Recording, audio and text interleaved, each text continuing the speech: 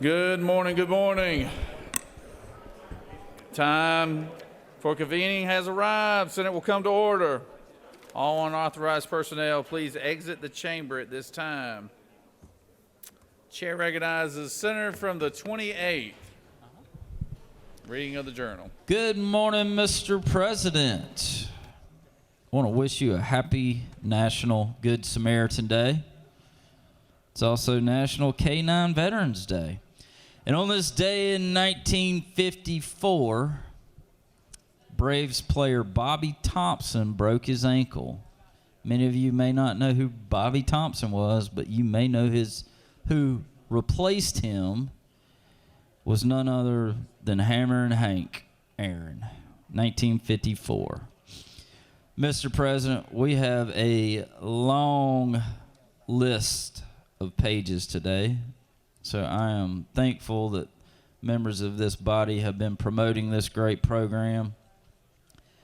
Today out of Marietta, we have Emmanuel Harris and Adam Rodriguez.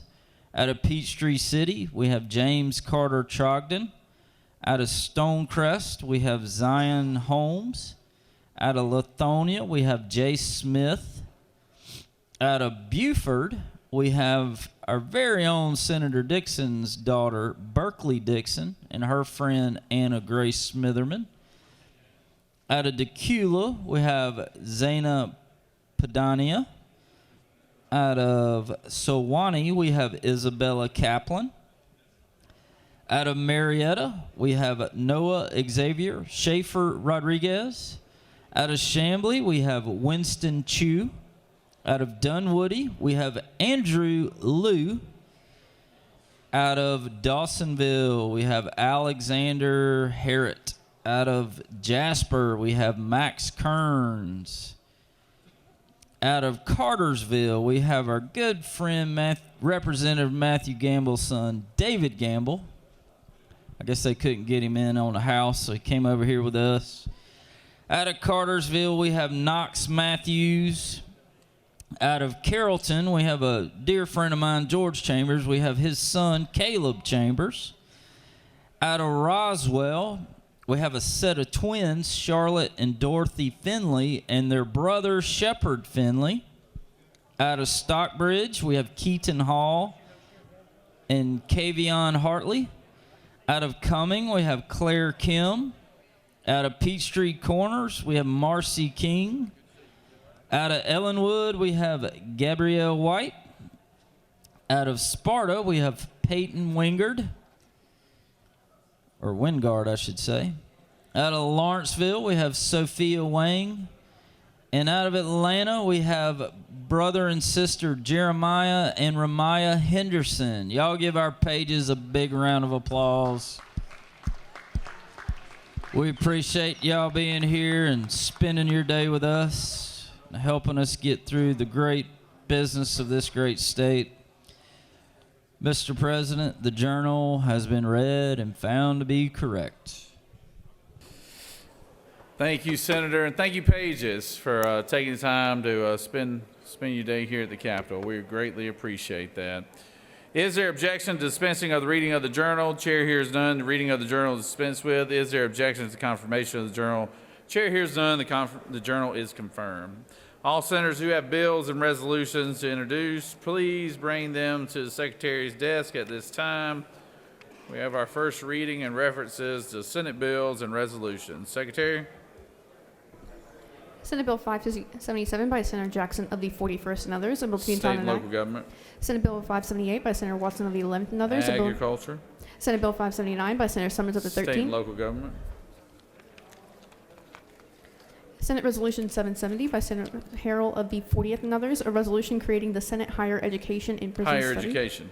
Senate Resolution 771 by Senator Jones of the 10th and others. A resolution commending capital. Rules. Senate Resolution 774 by Senator Ork of the 36th. A resolution honoring. Transportation. That completes the order, Mr. President.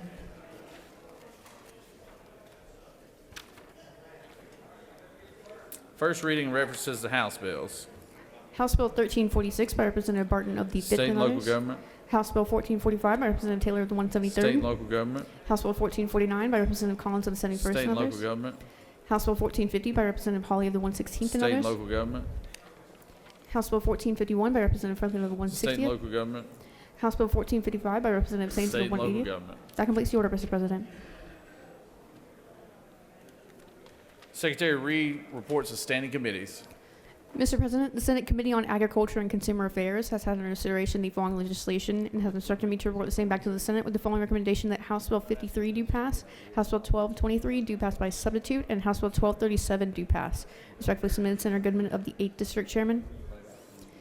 Mr. President, the Senate Committee on Children and Family has had under consideration the following legislation and has instructed me to report the same back to the Senate with the following recommendation: that House Bill 499 do pass by substitute. Respectfully submitted, Senator Kirkpatrick of the 32nd District Chairman. Mr. President, the Senate Committee on Finance has had under consideration the following legislation and has instructed me to report the same back to the Senate with the following recommendation: that House Bill 814 do pass by substitute and House Bill 1069 do pass. Respectfully submitted, Senator Huff-Settler of the 52nd District Chairman. Mr. President, the Senate Committee on Finance has had under consideration the following legislation and has instructed me to report the same back to the Senate with the following recommendation: that House Resolution 1021 do pass and House Bill 1185 do pass by substitute. Respectfully submitted, Senator Huff-Settler of the 52nd District Chairman.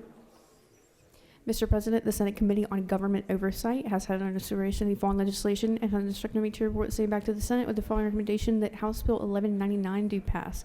Respectfully submitted, Senator Harmon of the 16th District Chairman.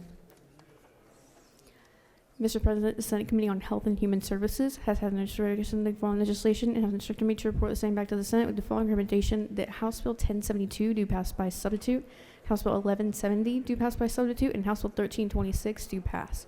Respectfully submitted, Senator Watson of the 1st District Chairman.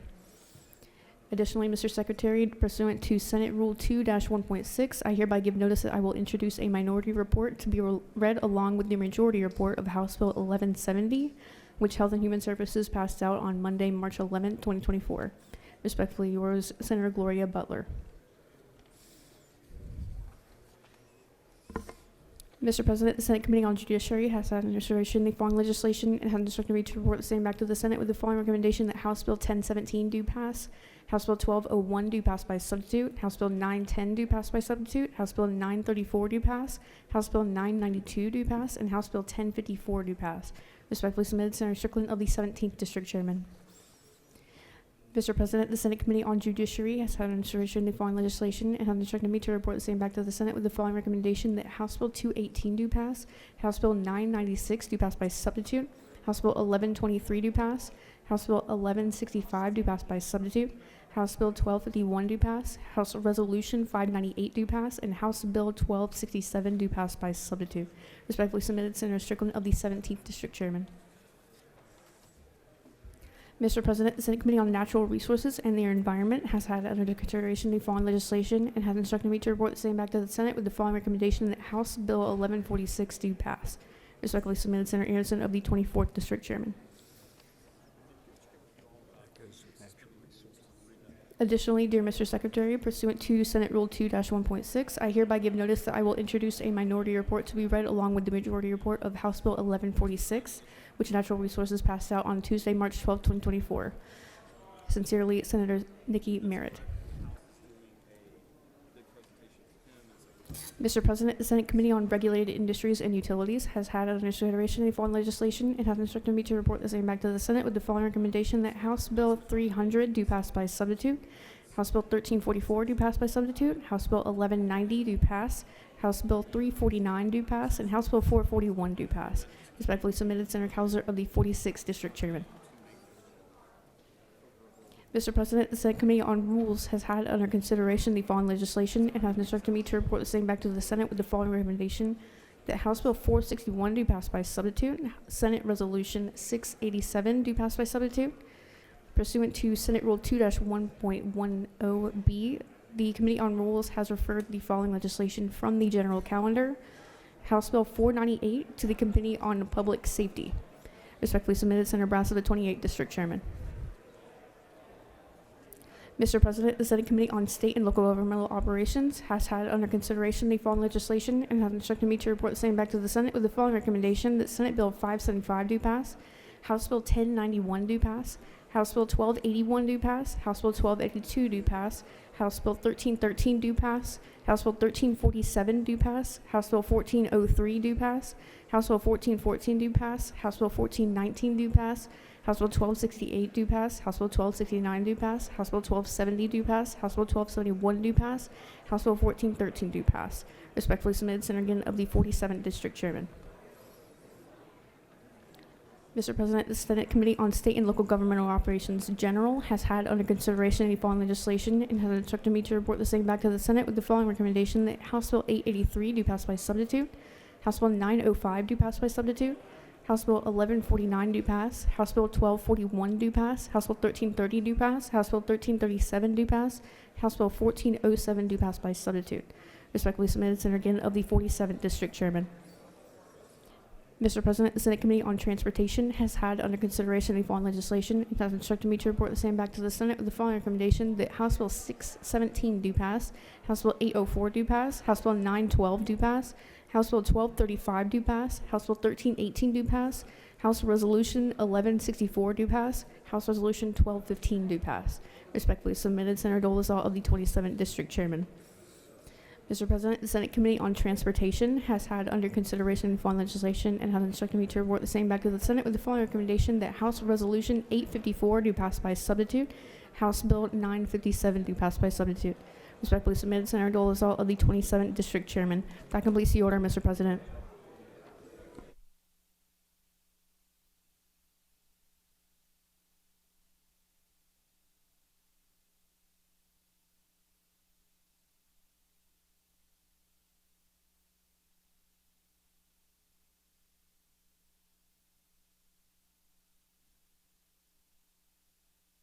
Secretary will read bills and resolutions for the second time. House Bill 1041 by Representative Stevens of the 164th and others. Savannah, Georgia Convention Center Authority, maximum amount of bonded indebtedness of the authority increase.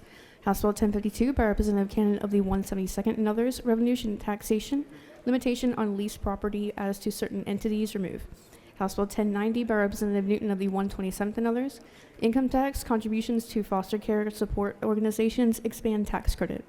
House Bill 1192 by Representative Carson of the 46th and others. Sales and use tax, certain high technology data center equipment, prohibit issuance of new certificates of exemption. House Bill 1339 by Representative Parrish of the 158th and others. Health certificate of need revised. That completes the order, Mr. President.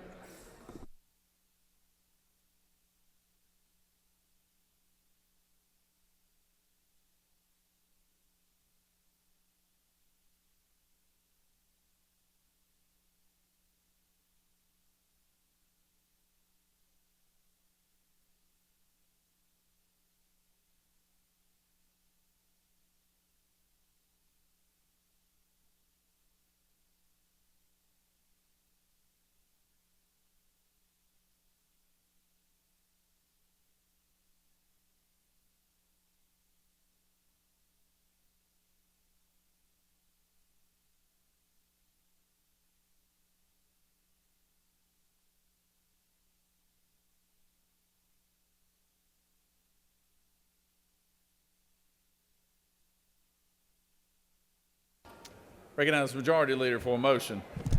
Thank you, Mr. President. In light of tomorrow's activities over in the House honoring former Speaker David Ralston, we have a resolution that we'd like to bring to the floor tomorrow as well. Therefore, I ask for unanimous consent that the Senate Rule 4.2.9 paragraph C be suspended to allow for SR 687 to be read for the second time, please.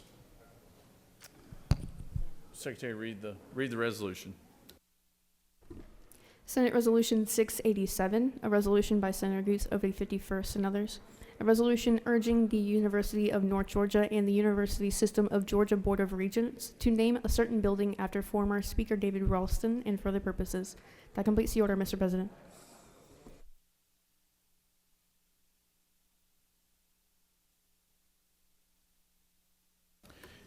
Is there objection? There is objection. All right.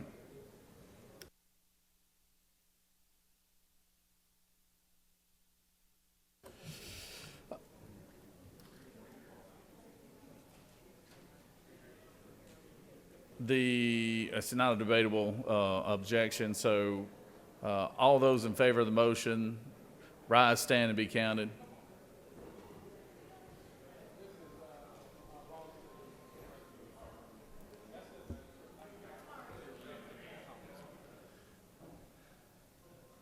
Do it.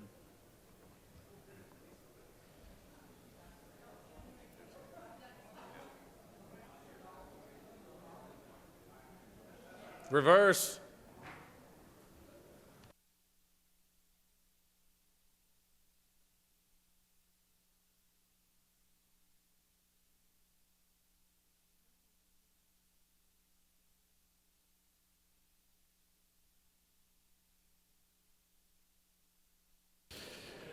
On the motion, the yeas are 25 and the nays are 0, Senator, unless you objected and decided not to vote. Okay. So, all right, motion carries.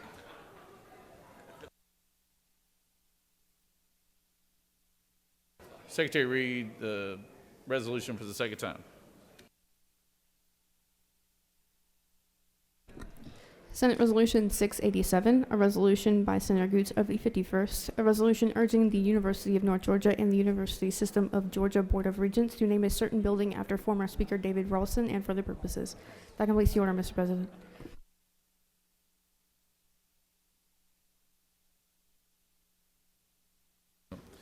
All right, moving on to the morning roll call. Are there any motions to excuse? Recognize Senator from the 33rd.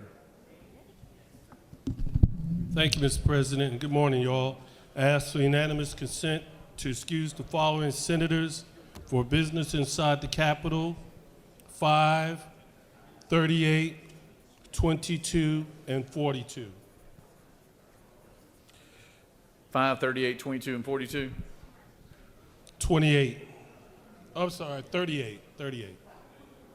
Without objection, senators from the 5th, 38th, 22nd, and 42nd are excused. Recognize Senator from the 2nd.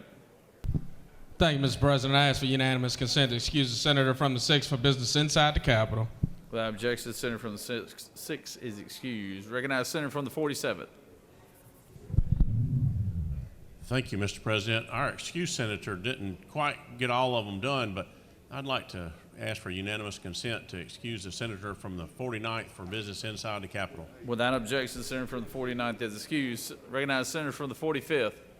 Thank you, Mr. President. I ask for unanimous consent to excuse the senators from the 8th and the 28th for business inside the Capitol.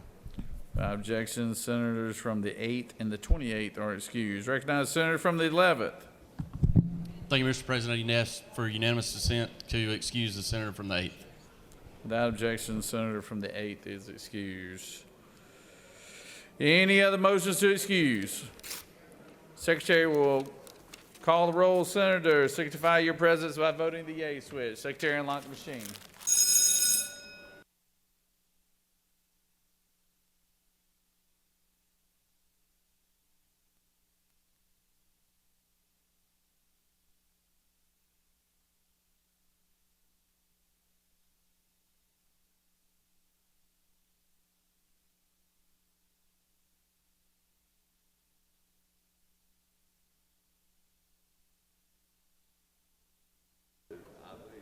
Senator from the 2nd, for what purpose do you rise? Thank you, Mr. President. I ask for unanimous consent to excuse the senator from the 26th.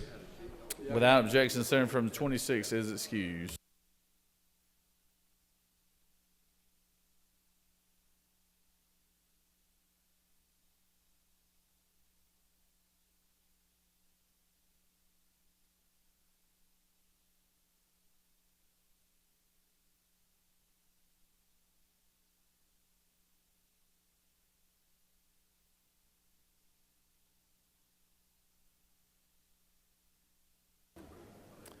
It is now time for our morning devotion. All senators, please take your seats and cease all conversation. I would ask that the doorkeepers secure the chamber at this time.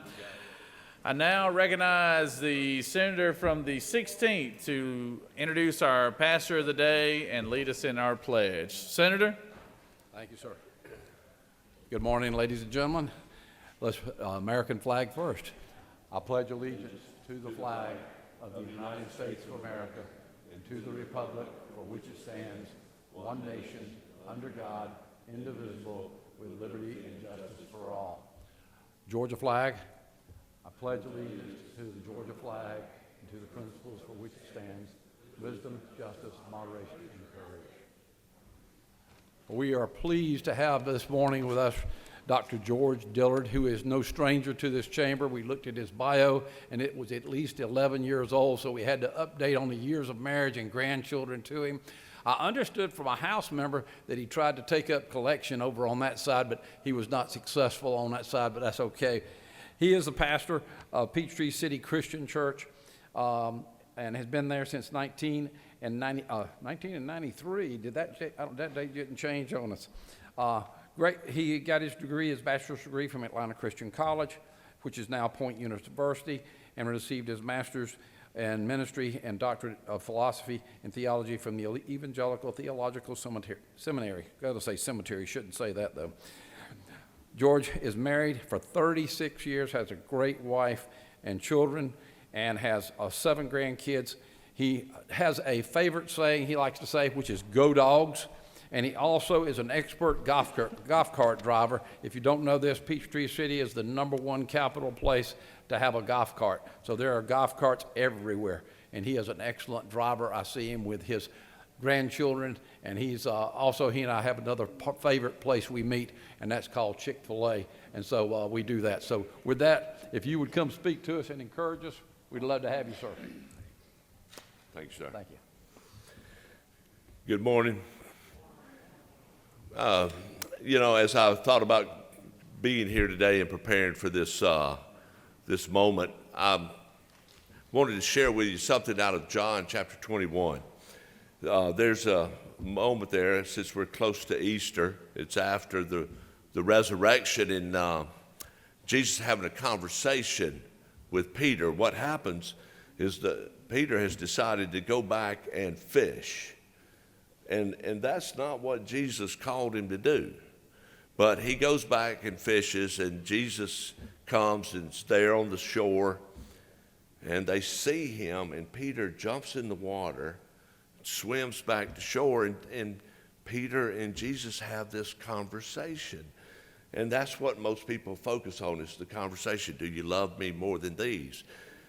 Tend my lambs. Do you love me more than these? But this morning, I'd like for us to focus on another part of the conversation. See, I think it shows a little bit more of our human nature. Jesus has these questions for Peter, and Peter's getting a little bit frustrated because what Jesus is literally saying to him is, Peter, I didn't call you to fish. I called you to be a fisher of men, and so you're not doing what I asked you to do. And Peter gets frustrated, and if you look in John chapter 21, Peter says, well, what about this guy? What about him? Now, I've heard a lot of people explain what Peter was asking, what Peter was saying, what was going on there. But let me tell you something. Go back and read the whole chapter. Go back and read the entirety of the events. And what Peter's doing is what we often do. When we're called on the carpet for not doing what we're called to do, we say, well, what about him? See, Peter's literally saying, I jumped in the water and swam for you. He stayed in the boat. And Jesus looks at Peter and says, we're not talking about him. We're talking about you. The most important thing for the people of this body, the men and women who have been called to serve the state of Georgia, the first order of business is, what am I doing? What is my role? What is my responsibility? It's not what the people around you are doing. It's not what the people across the aisle are doing. It's not what the people out in the hall are asking you to do.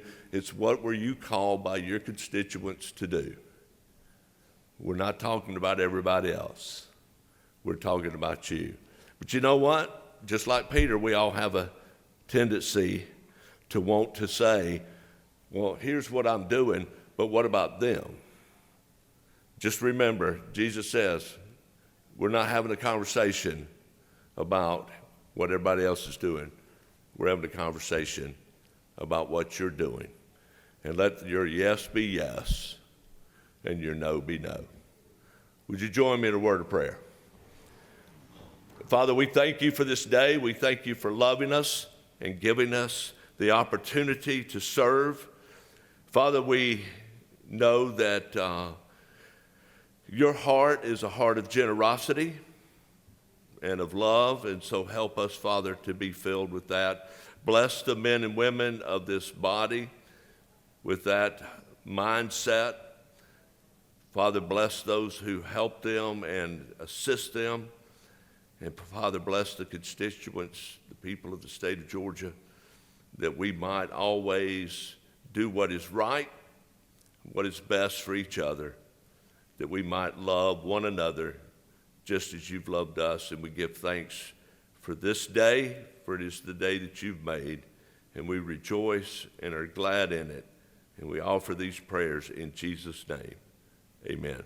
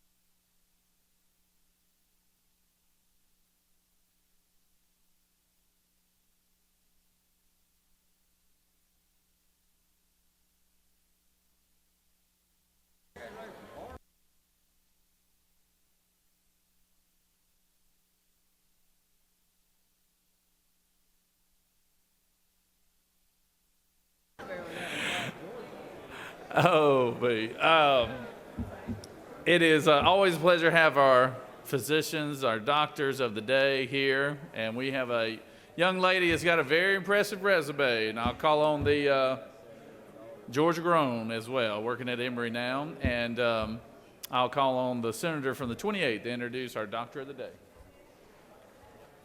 Thank you, Mr. President. Colleagues, it gives me great pleasure to introduce you to our doctor of the day today, Dr. Jane Mizell. She's an Atlanta native, an associate professor in the Department of Hematology and Medical Oncology at Emory University in Medicine, where she treats patients with breast and gynecologic cancers. Her goal is to provide compassionate, exceptional, state-of-the-art care to patients fighting these diseases and to conduct research and improve treatment options for those patients. She graduated magna cum laude from Harvard College in 2004 with a degree in history of science and earned her medical degree in 2008 from Harvard Medical School. Very impressive young lady. She's got two very active little boys, Jack and Josh. They are 11 and 8 years old, and I bring up Dr. Jane Mizell. Thank you. To lower this microphone a little bit. Thank you all so much for the opportunity to be here today. It's a pleasure to be here, and I hope no one needs me, but if you do, I got you. I grew up in Atlanta and first fell in love with medicine as a high school student in the late 90s, actually volunteering in the emergency department at Grady Hospital. Medicine to me felt like a way to combine a love of science with a love of humanity. And I left Georgia for college and medical school, but always knew I wanted to come back. And 10 years ago, when I finished my oncology training, I took my first real job here at Emory. My work is focused on breast and ovarian cancer, which are diseases that are all too common in our communities. And in my job, I see and treat patients, train lots of our young physicians, and do research to help us find ways to fight cancer more effectively. Like you all, I know what it is to have your work be your passion and to come in every day prepared to serve your people. As a doctor in the state of Georgia, I could not do my work as effectively without your efforts, and I want to tell you that the work you do here every day affects the lives of the patients I see on a regular basis. In the past few years, you all have passed legislation making diagnostic breast imaging easier to obtain, so we can find cancer earlier and save more lives. And then at the other end of the cancer spectrum, just last year, you passed a bill mandating better insurance coverage of biomarker testing, so our patients with advanced cancer can have access to the latest and greatest targeted treatments. I'm used to giving longer lectures in my line of work, but I'm going to keep this short because I know you all have a lot to do today. So have a great day, and thank you again for all the work you do on behalf of our state.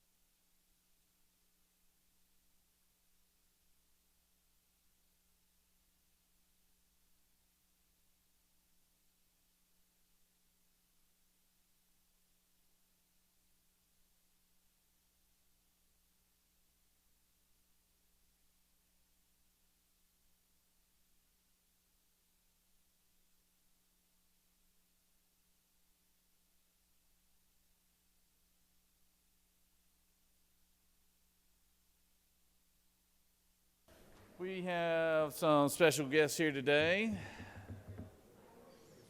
Secretary, read the caption. Senate Resolution 716 by Senator Harbin of the 16th and others.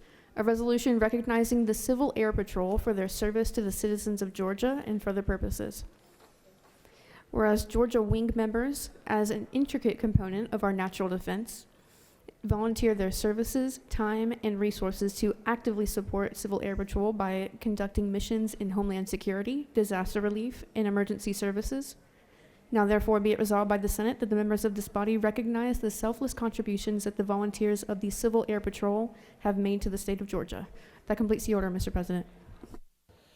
Is there objection to the adoption of the resolution? Chair hears none, and the resolution is adopted. Recognize the senator from the 16th to speak to the resolution. Thank you, Mr. President. We're here today to honor the Civil Air Patrol. They were founded in 1941 as a volunteer organization assisting in performing coastal patrols, protecting American airspace during war times. Interesting, we don't think about that today. They were designated by Congress as an auxiliary of the United States Air Force. And in conversation I just had with some of them just now, you can actually get your pilot's license by being a member and going through their course without I won't say without charge, but with work. The Georgia wing of the Civil Air Patrol consists of 2,000 members in 37 squadrons throughout the state. Georgia wing of the Civil Air Patrol received national recognition in 2021 for their efforts in supporting Georgia communities during the COVID crisis. The Civil Air Patrol are a flying Minutemen and provide vital emergency services by conducting missions, supporting disaster relief efforts, and search and rescue. Aerospace education and cadet program is vital. During the Hurricane Idai in 2023, the Civil Air Patrol provided FEMA and GEMA with thousands of aerial images and spotting patrols leading to the rescue of stranded Georgians. The Civil Air Patrol are recognized as a vital part of our national defense and volunteer their time, their skills, and their resources to serve our state and our nation. And with that, I'm going to ask Commander Willis if he would say just a short speech. Thank you, Senator. Good morning, ladies and gentlemen, senators. I want to thank you for the recognition of the Civil Air Patrol, and I want to highlight that we are conducting missions today, but the four people behind me represent the missions of tomorrow. Our youth organization allows people from any background to fulfill their dreams and to realize their potentials. So we are volunteers serving our communities, saving lives, and shaping the very futures that you see behind us. Thank you for the recognition, and I look forward to our continued support of Georgia and the communities. Thank you.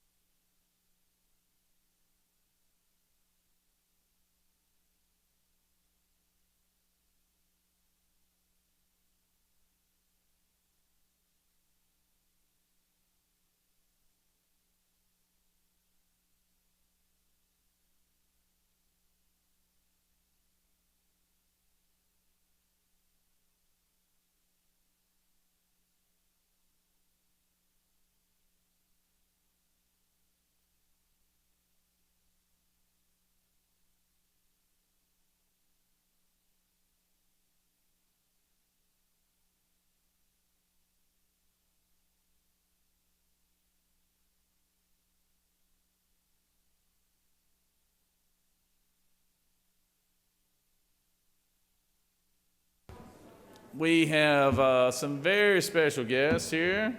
All our guests are special, but we do like our young people to come here, and got a state champion football team here today from Pierce County, the Pierce County Bears. Secretary, read the caption. Senate Resolution 469 by Senator Goodman of the 8th and others. A resolution congratulating the Pierce County High School Bears football team on their 2023 State AA Football Championship and for other purposes. Whereas the State County High School Bears football team has established and maintained a proud tradition of excellence with equal emphasis on character and academics.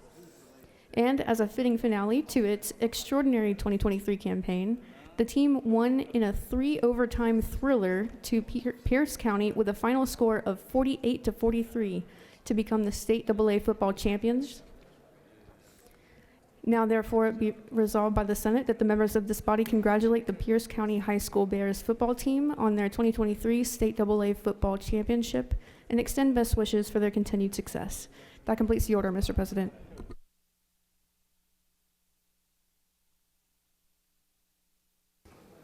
Is there objection to the adoption of resolution? Chair hears none. The resolution is adopted. This is my kind of team. The coach brought his three star players, and they're all defensive players, all three linebackers right here. So I like that. There's still teams that win on defense, I guess. There's still high school teams that do that. So we are glad to have Pierce County here, and I recognize the good senator from the 8th to speak to the resolution. Well, thank you, Mr. President. It is my honor to be here today to present my friends from Pierce County. They've won two out of the last 4 years. They've won the state championship. I remember the night that they won the state championship. A good friend of mine, a good friend of many in this chamber, Supreme Court Justice Mike Boggs, was having an event, and I felt so sorry for the justice because. Pretty much all of Blackshear was in Atlanta. I think there was about 15 people there. But that community really supports this team. Coach Herron, thank you for everything you do in the lives of our young folks, and Coach Morris, and it's just an honor to get to represent you.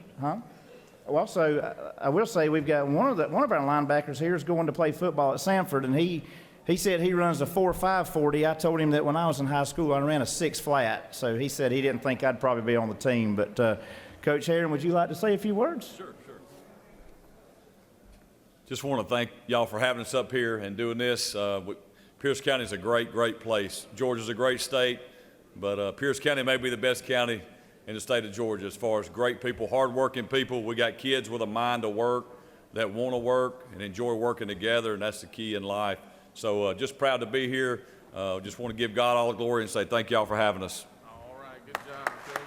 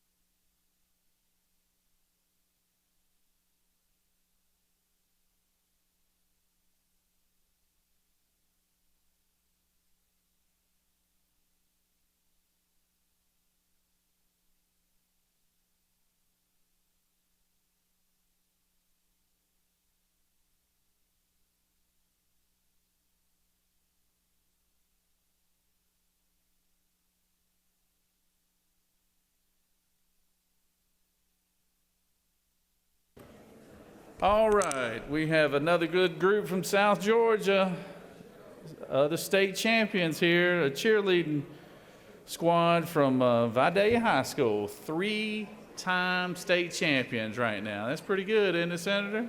Yeah, 3-time state champions. So, Secretary, read the resolution. Senate Resolution 582 by Senator Tillery of the 19th and others. A resolution congratulating the Vidalia High School Game Day cheerleading team for winning the GHSA Division HH State Championship and for other purposes. Whereas the Vidalia High School Game Day cheerleading team has established and maintained a proud tradition of excellence in precision, synchronization of skills executed, and teamwork with equal emphasis on character and academics. And this team concluded its triumphant season of cheerleading by taking its third consecutive GHSA Division AA Game Day State Championship. Now therefore be it resolved by the Senate that the members of this body congratulate the Vidalia High School Game Day cheerleading team for winning the GHSA Division AA State Championship and extend best wishes for continued success. That completes the order, Mr. President.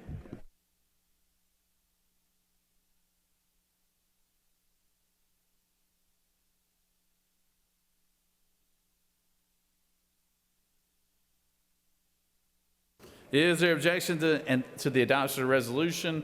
Chair hears none, and the resolution is adopted. Call the senator from Vidalia, senator from the 19th. Speaks to the resolution. Thank you, Mr. President. It's my honor to introduce to you all the 2023 and 2022 and 2021, am I right on that? State champions, maybe I got those years wrong, 22, 23, 24, state champions in cheerleading for AA from Vidalia, Georgia, behind me here. There's some in the balcony. If you guys want to wave or stand up for a second, we'd like to honor you. Yes. But the four behind me here were chosen specifically because they were on all three state championship teams. And let me go ahead and let you know that they are looking to defend. 3 of the 4 are juniors, so they'll be back to compete for a 4th ring as well.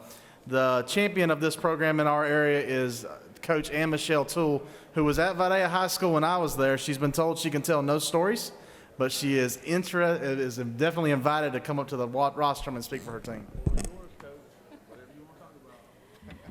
Good morning, and thank you for having us. We appreciate the opportunity to be here and be recognized for our accomplishments. As you heard in the resolution, Vidalia has competed in game day for 3 consecutive years and earned 3 state titles. We in our school share a lot of athletes across teams, and we think that that is what attributes our kids to being well-rounded and competitive, much like Senator Tillery.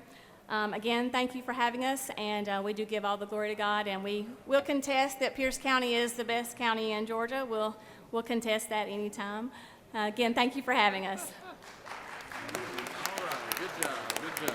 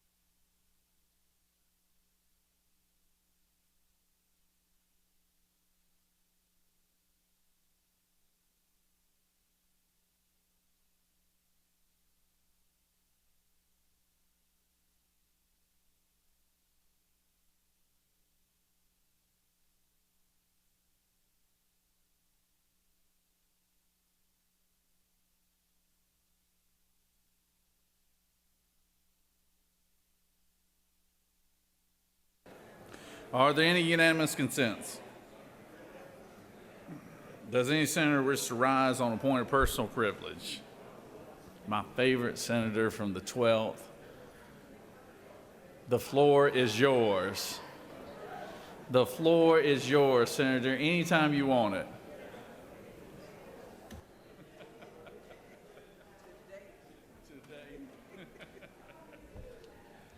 Good morning, colleagues. I would like to welcome to the Capitol the Dougherty County Comprehensive High School, the principal, Jerry Sanders, chaperones, Lavetta Dudley, Dr. Jessica Thomas, Shamika Crittenden, and this is sponsored by Ms. Sherelle Bird of Sowega Rising. Would you all stand, please, so we can, Georgia ACT and 9 to 5 Georgia. Thank you so much. We appreciate you coming. Thank you. Thank you. Thank you so much. You're welcome, Senator. Thank you. Dougherty County's lucky to have the good lady from the 12th representing them. I recognize the senator from 36 for a point of personal privilege.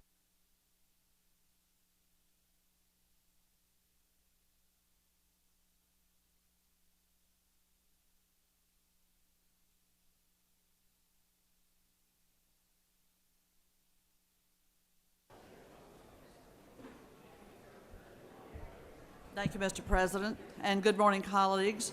We have on our calendar of privilege resolutions today Senate Resolution 768.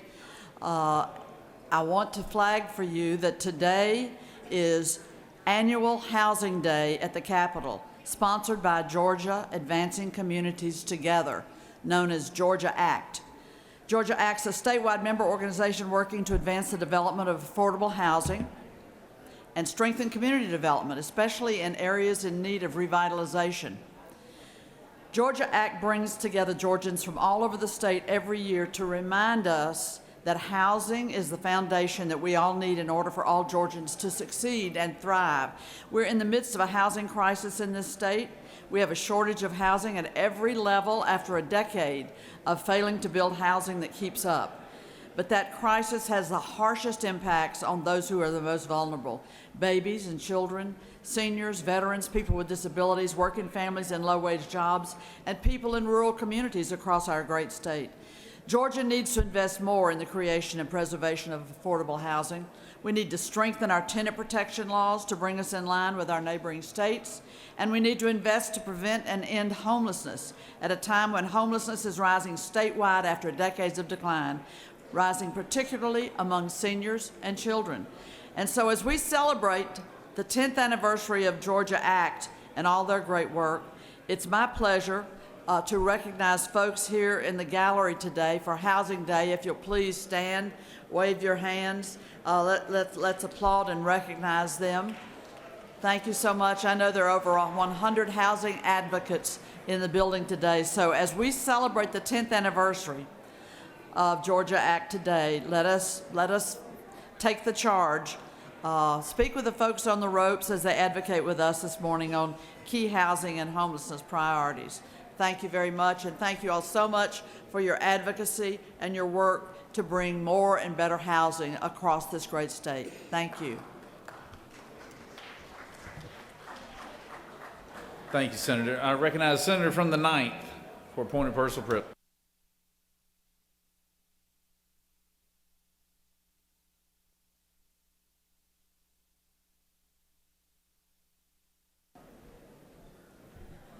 Thank you, Mr. President. I rise this morning to recognize the Gwinnett Youth Commission.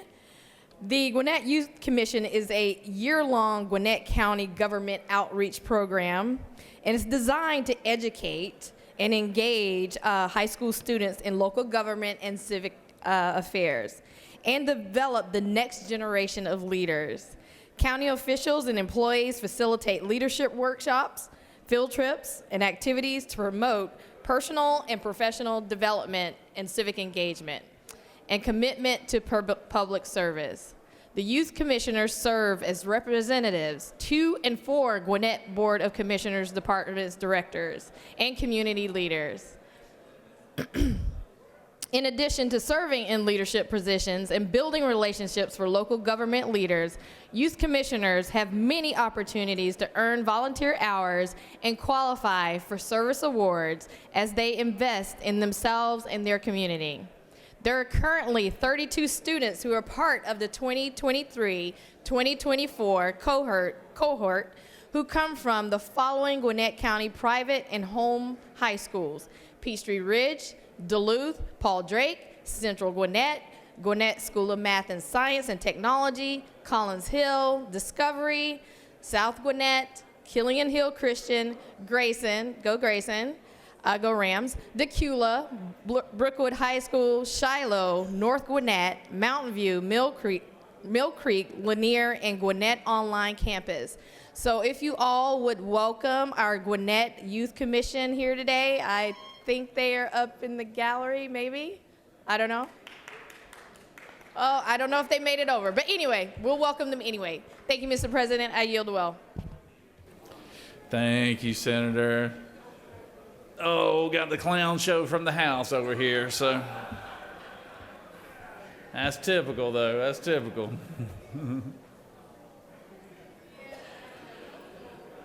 Recognize the senator from the 16th for a point of personal privilege.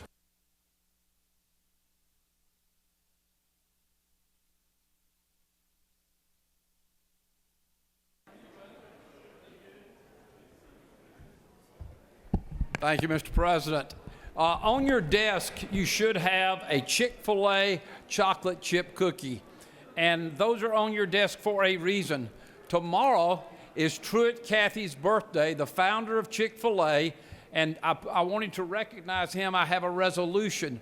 My grandson was here with Team Pack, and they were creating bills, and he wanted to create Truett Cathy's birthday as a state holiday. And I told him, I said, I don't think I can pull that off to my grandson. So Ben McMichael put that together, but this is to recognize Truett Cathy as the inventor of Chick-fil-A. Over 3,000 units around the country, all around. What a great place to go for young people and what they do, not counting the orphanages and the scholarships that are done. And we have a resolution we're going to release today just recognizing him. But tomorrow is his official birthday, and he's done a great deal for Georgia, for the people of Georgia. And many people don't know this, but they had over 11 orphanages or foster homes that they supported as well. And he has really done a phenomenal, phenomenal thing in the creation of Chick-fil-A and the culture that they bring to our state. And I just want to recognize him. And anybody who doesn't want their cookie, I have other people who would like to have it. Thanks so much. Appreciate it. Thank you, Senator. Recognize the senator from the 49th for a point of personal privilege.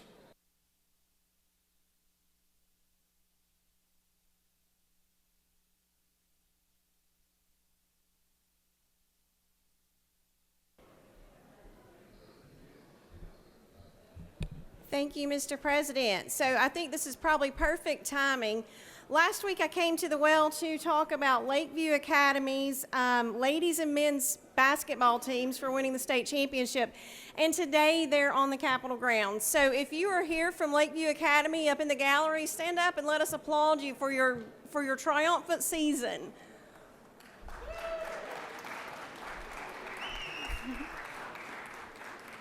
Thank you, Mr. President. I yield the well.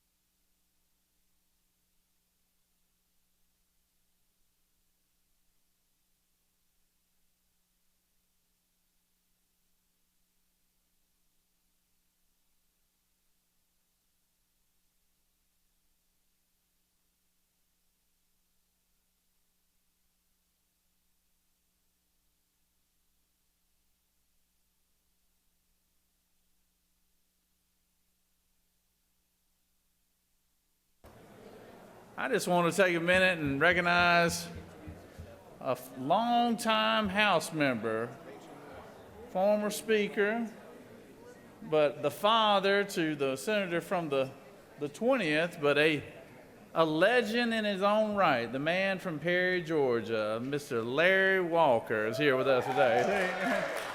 Come on up here.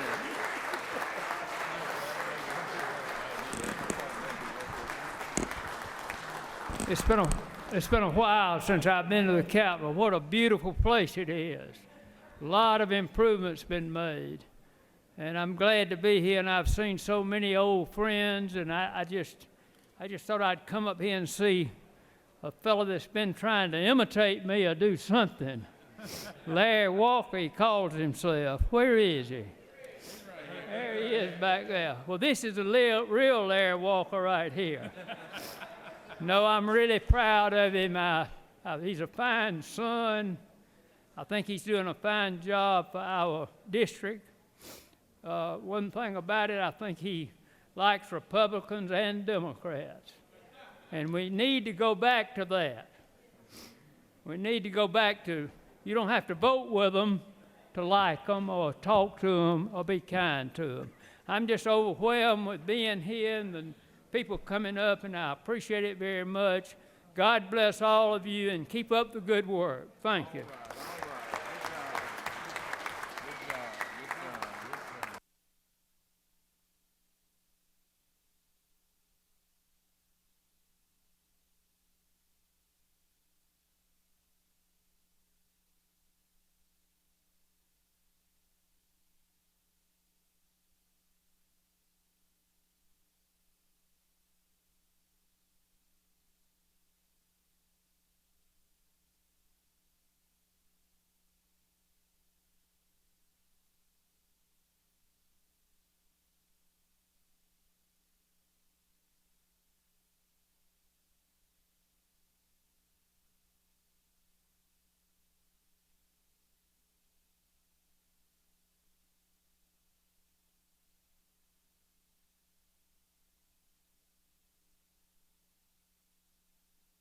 Recognize the senator from the 29th for a point of personal privilege.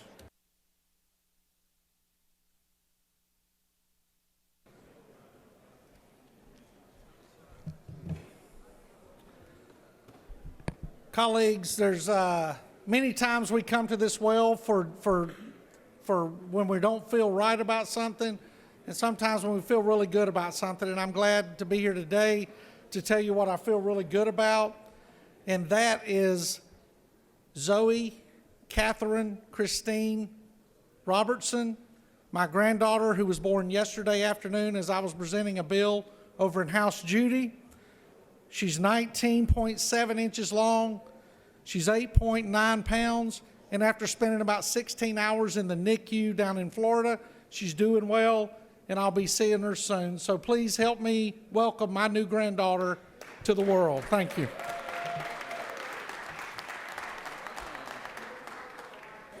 Congratulations, Senator. Recognize the senator from the 39th for a point of personal privilege.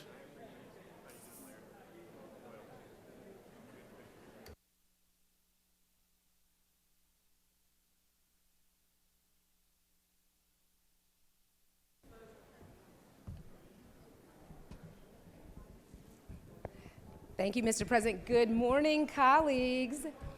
So you know that it is March, which means that it's still Women's History Month, and we are delighted to be joined today by Layla Brock, who is the Senior Vice President of Strategic Partnerships and Community Development for the Atlanta Dream. She's got more than a 20-year career in sports, and she has just recently made it to Atlanta from Pittsburgh in Pennsylvania. And so she is down here today with us because we are waging a little friendly competition. Because what is sports about if it is not about showing up and going hard in the paint? And right. So, Ms. President, we're going to need you to hit your gavel for a second. Get everyone's attention. oh, I recognize the senator from the 42nd. So, as my colleague, the senator from the 39th, was saying, it is March Madness, and there is a fierce competition being waged that the Senate is losing.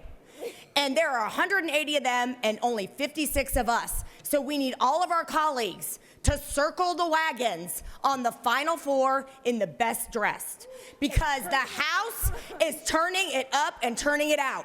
And we need all 54 other of you to have our backs to drown out the 180, which we know that all of you can do because we represent 3 times as many people as they do in the House. So today, we are going to have our response to their photo with the Speaker of the House, try to turn out votes for our competition. And we are going to have our photo with the actual basketball stars of Atlanta, the Atlanta Dream. So please vote for us, your colleagues, in the best dressed Final Four. All right, all right. I have no doubt y'all going to be right there in the mix. I have no doubt. But if the Senate wants to help, our good friend Maya back there with the AJC really controls that whole thing. So all y'all got to do is go lobby her real hard, and I bet she can make it happen for you right there. So she can tilt it in your favor. Recognize the senator from the 14th for appointed personal privilege.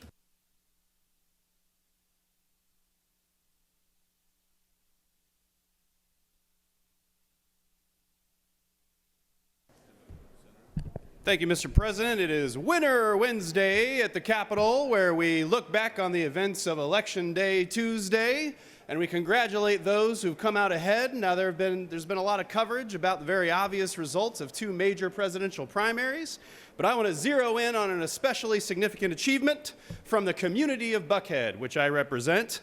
That Republican primary, I'm still going forward with my momentum from the elephant energy. Want to congratulate the winner of the Republican primary only in the community of Buckhead, who won with 49.35%, former South Carolina Governor Nikki Haley. Very good achievement by her. And I want to stress that this is an especially impressive achievement because she has already suspended her campaign before the vote was tallied. Winter Wednesday, brought to you by the Senator from the 14th. Thank you, Mr. President. I yield the well. Nothing like participation trophies for you to recognize them, Senator. All right. Recognize the senator from the 34th for appointed personal privilege.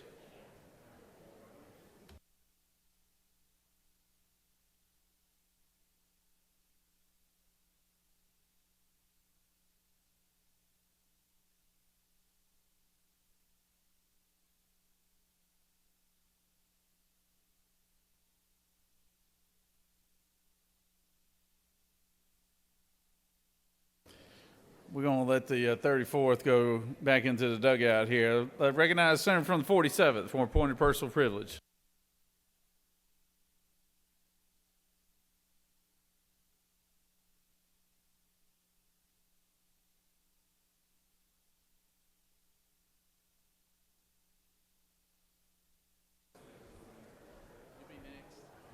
Thank you, Mr. President.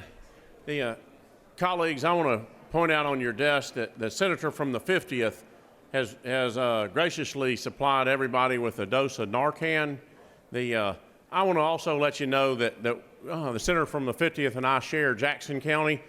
And one of the things that I've got 2 great constituents, Jonathan and Jennifer Langston, that y'all probably have met around the Capitol, that are working so hard on recovery and what's going on with the addiction and how we can deal with this.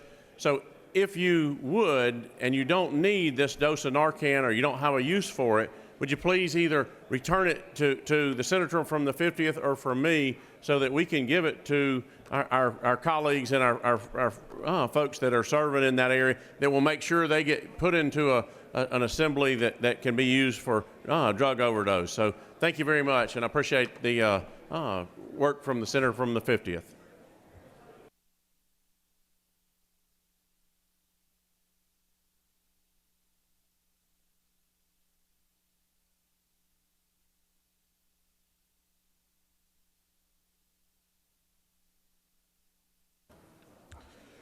Recognize the senator from the 34th.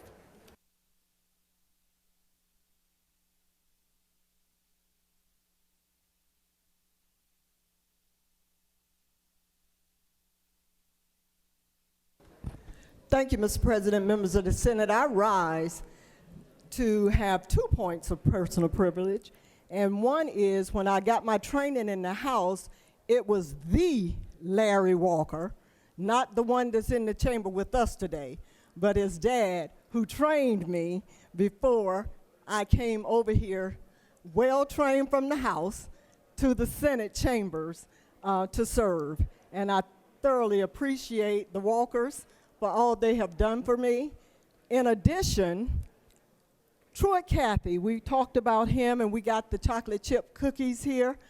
Fun fact, when I was elected to the Clayton County Board of Education, I had the opportunity to serve with Cindy Cathy, who is married to the Cathy family, and I got a personal invitation to the Cathy's headquarters to bring the grandkids and take the tour, and became a part of the Cathy family by the Truett Cathy. I was so proud of that opportunity because, as most kids are, they all like Chick-fil-A. So for the grands to get a chance to get that tour and be a part of the Christmas festivities and others, we were so honored to be a part of all of that. So I just took my time of personal privilege just to let you all know I've done a few things, met a few people, and seen a lot of things. Thank you, Mr. President. I'll yield the well. Recognize the senator from the 48th.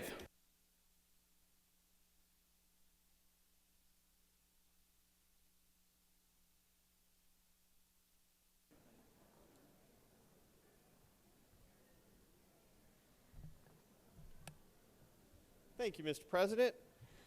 Up in the gallery with us today are some folks wearing some PFD's life jackets. Could y'all stand up so we could see y'all?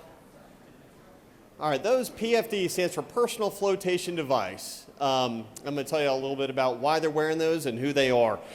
Georgia is home to some 70,000 miles of streams and rivers, 425,000 acres of reservoirs along the state's 5 coastal estuaries, fringed by some 400,000 acres of coastal marsh. We've got a lot of water in this state and a lot of places to play in the water. The state's outdoor recreation economy generates some $27 billion in consumer spending annually. Today we have us the following organizations who canoe, kayak, paddleboard, boat, everything from the wild and scenic Chattooga River in North Georgia to the beautiful black waters of the Okefenokee Swamp. Georgia River Network is the Department of Natural Resources non-governmental partner promoting the state's water trail program, a system of more than 36 boating paths around the state. Georgia Canoeing Association is a statewide organization that promotes recreational paddling, river courtesy, skill development, and river safety, and works to keep Georgia's rivers clean, flowing, and open to the paddling public. American Whitewater is a national organization with many Georgia members, including me, focused on protecting and restoring our nation's whitewater rivers and enhancing opportunities to enjoy them safely. And the American Canoe Association is a national organization with strong Georgia membership, which serves as the national governing body for Olympic paddle sports and serves the broader paddling public by providing paddle sports, education programs, supporting stewardship initiatives that affect paddlers and the rivers they enjoy, and offering competition opportunities to paddlers of all abilities. Y'all, thank you for being here, and let's please welcome them to the chamber. Thank you.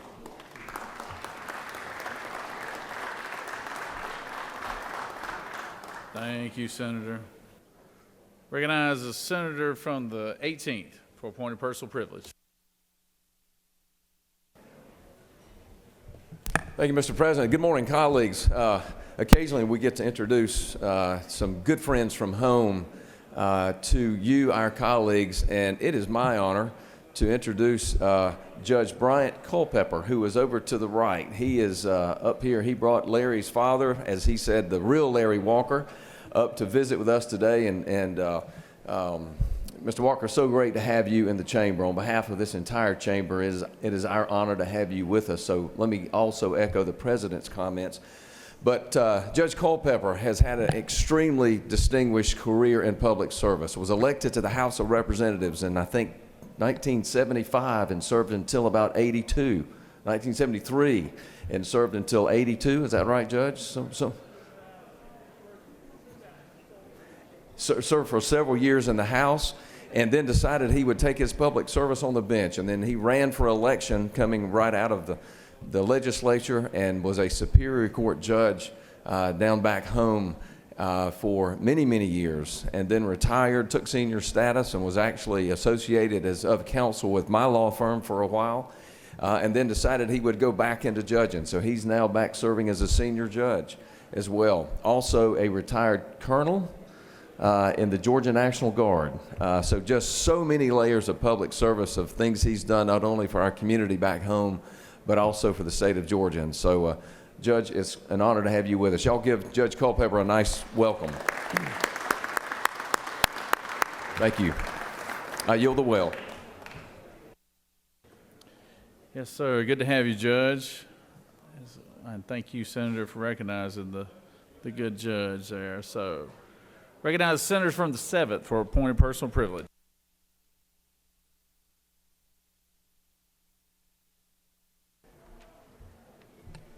Thank you, Mr. President. I rise today to talk about Perinatal Provider Appreciation Day. All of the senators in this room have this flyer where we're asking folks to join us from 12:30 to 3 p.m. to join the perinatal community health workers in recognizing and celebrating Georgia's trailblazing healthcare providers with years of excellence in maternal child health outcomes. So we are giving honor to the list of providers on here, including the Community Midwives National Alliance, Bellies to Babies, Safe Motherhood Quilt Project, Reaching Our Sisters Everywhere, and Certified Community Midwives. As we know, Georgia is at the bottom of maternal health and infant mortality health outcomes, so it's important that the Georgia State Legislature passed legislation to ensure comprehensive perinatal health care, and that includes expanding Medicaid. Thank you so much, and again, please join us this afternoon in CAP 124. Thank you, Mr. President. I yield.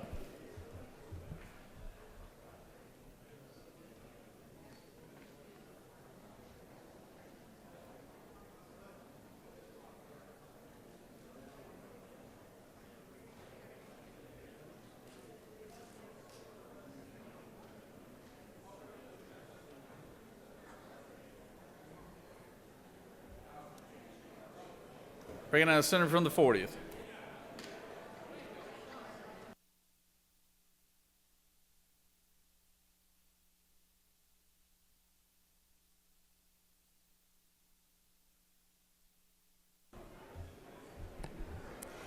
Thank you, Mr. President. To my colleagues in the Senate, I too rise to talk about how I was trained in the House by the real Larry Walker.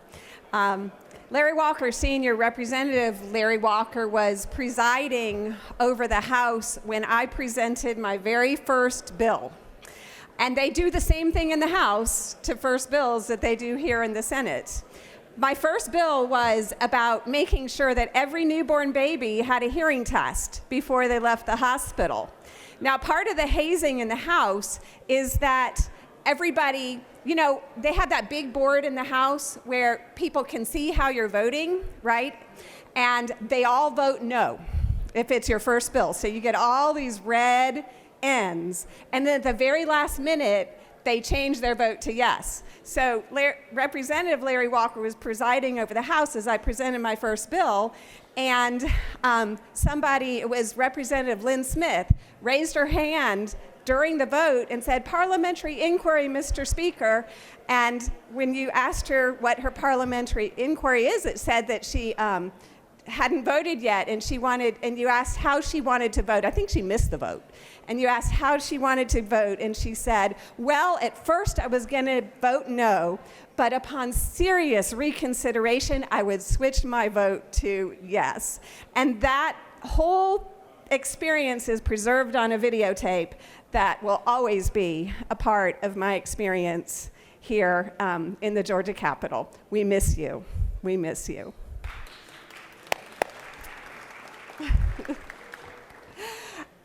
Also, I might have some students from Chamblee High School up in the balcony. If you were there, wave.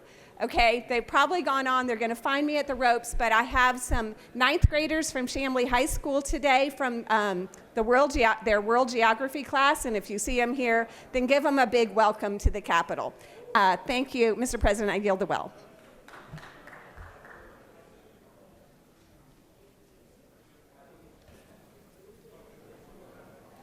There's one more, Senator. You still want to go last? All right. Recognize. You want to go now? All right. Recognize the senator from the 28th.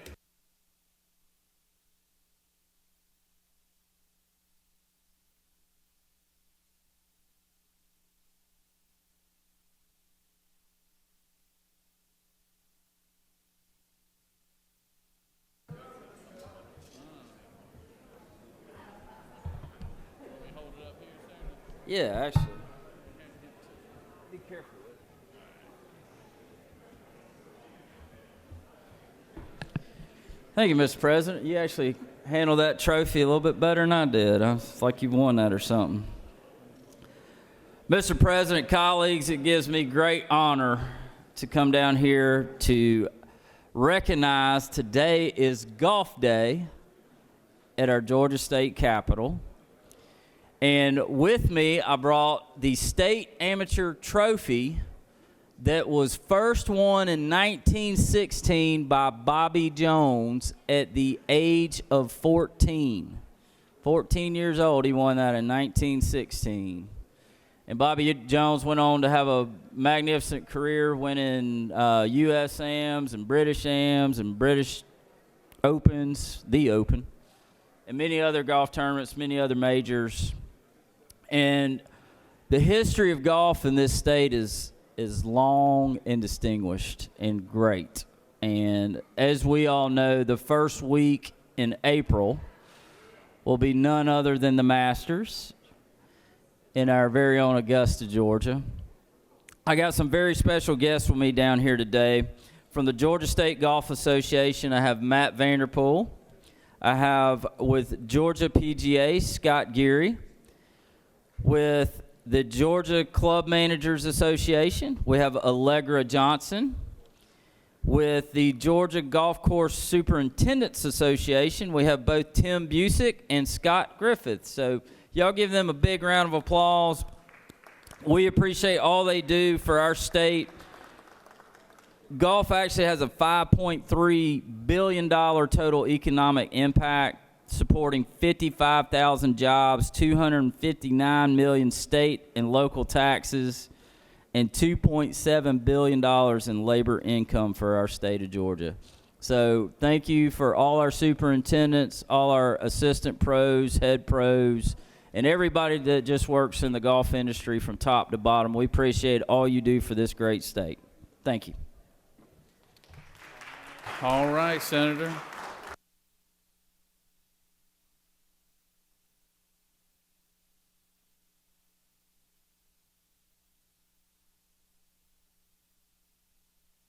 Recognize the senator from the 2nd.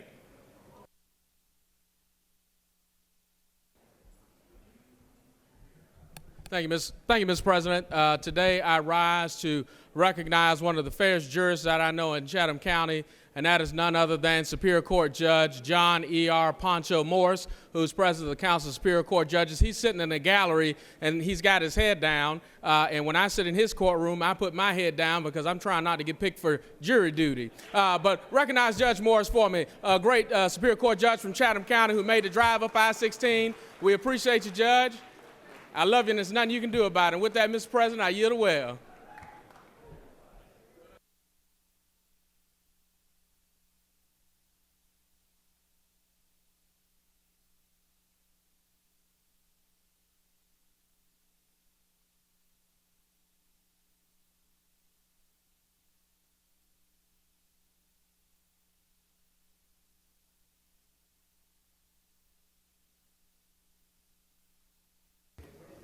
Does any other senator wish to rise on a point of personal privilege?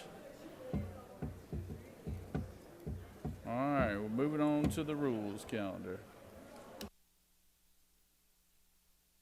You have before you a consent calendar of privilege resolutions. Does any senator wish to remove a resolution from the consent calendar? Is there objection to the adoption of the resolution on the consent calendar? Chair hears none, and the resolution on the consent calendar is adopted.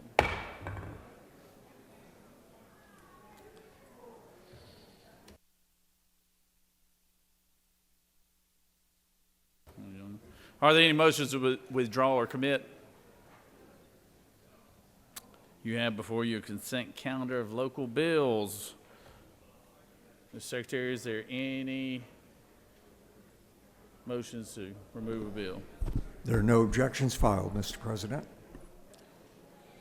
Is there objection to agreeing to the Board of Committee which is on state and local governmental operations, which is favorable to the passage of the bills on local consent calendar? Chair hears none. The Board of Committee is agreed to.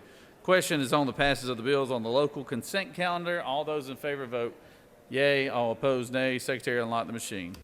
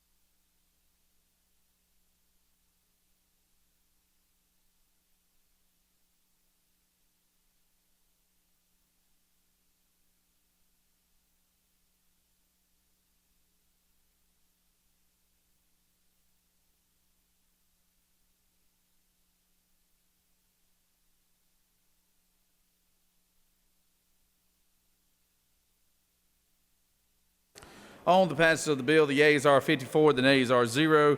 This bill on the local consent calendar, having received the requisite constitutional majority, is therefore passed.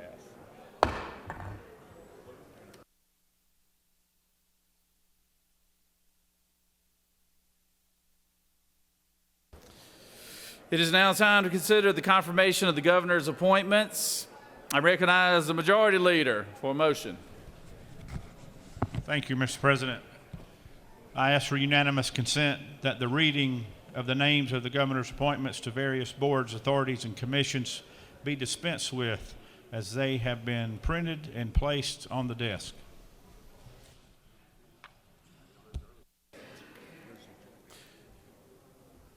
Thank you, Senator. Is there objection to the governor's appointments? The reading of the governor's appointments. Apologize. Hearing none. Recognize the Senator for 51st again.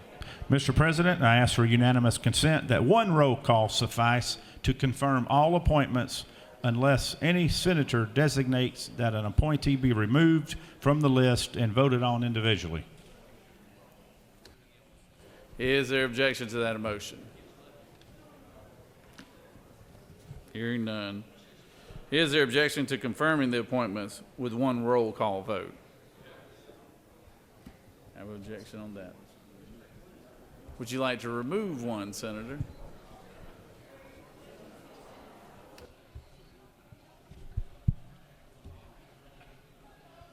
Parliamentary inquiry, Mr. President. State your inquiry, Senator. Isn't it true that if the senator from the 53rd would like, we could vote on each one individually? We would be here till about 8:30 tonight. We could start. That's the what I was calendar. thinking, Senator. But I tell you what, since he objected to it, I'm going to let the body decide this. All right. So, all those in favor of voting on the governor's appointees one by one. No, excuse me. Voting them together will vote yay. All those in favor of voting all the appointees on one roll call vote will vote yay. All opposed, no. Secretary, unlock the machine.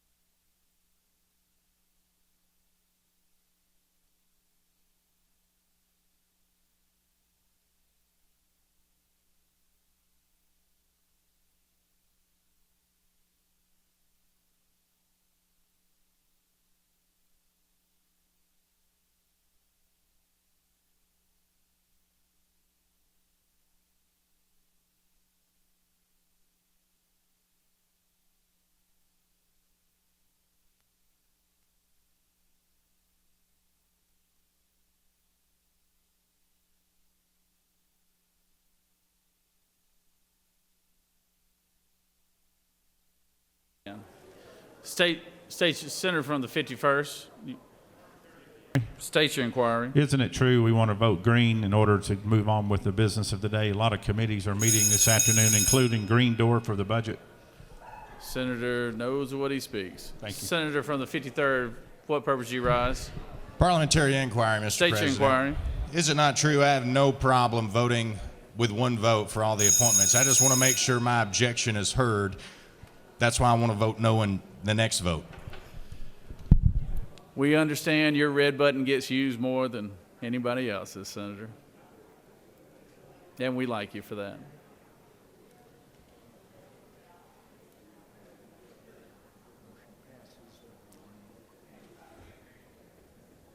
On the motion, the yeas are 52, the nays are 0. Senator from the 51st now, ready for your motion. Yes, sir. I'd like to ask for unanimous consent. Do we excuse the senator from the 29th for business inside the Capitol? Without objection, the senator from the 29th is excused. And then if I may, I'll make another ahead, motion. Senator. I move that the governor's appointments to the various boards, commissions, and authorities be confirmed at this time as submitted. Would you like to speak to it, Senator? No, sir. All right, Senator Ways. Any other senator wish to speak for or against the measure? Hearing none. All those in favor of the governor's appointees will vote yea. All opposed, nay. Secretary, unlock the machine.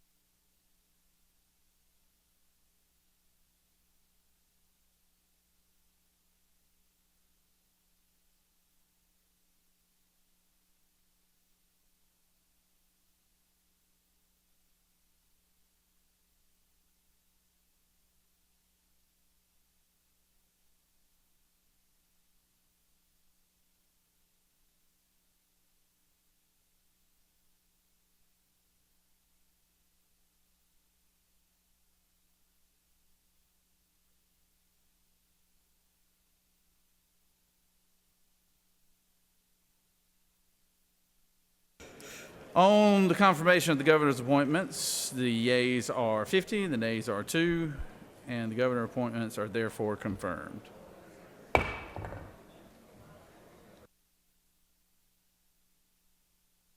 Moving on to the rules calendar. Secretary will read caption of HB 481.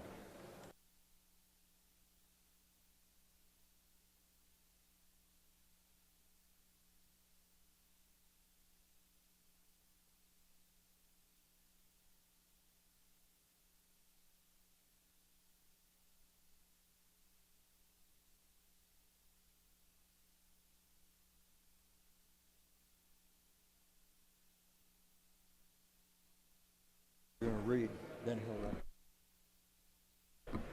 House Bill 481, a bill by Representative Carson of the 46th and others. A resolution to be entitled an act to amend Article 7 of Chapter 20 of Title 47 of the FCGA relating to the Public Retirement Systems Investment Authority Law, so to provide for a fiduciary duty to invest retirement assets solely in the financial interest of participants and their beneficiaries, to provide for duties, to provide for delegation of duties, and for other purposes. The Senate Committee on Retirement recommends that this bill do pass. Respectfully submitted, Senator Williams of the 25th District Chairman. An auditor's certification is attached. That completes the order, Mr. President.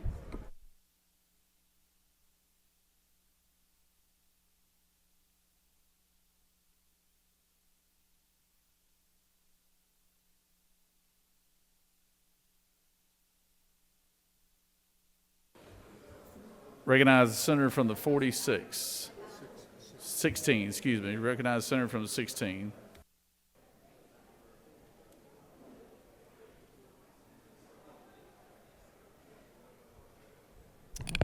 Thank you, Mr. President. Appreciate it. This is HB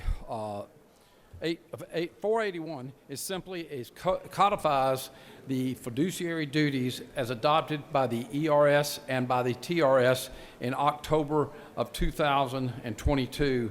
The rules simply state that the fiduciary must manage the system and the funds in the best financial interest of its beneficiaries. This bill is the same bill that passed this chamber, which was SB 266, that was passed by this body 54-0 last session, and the House sent us back HB 481, which is identical to what we sent to them back over. And we passed it 54-0 when it came before.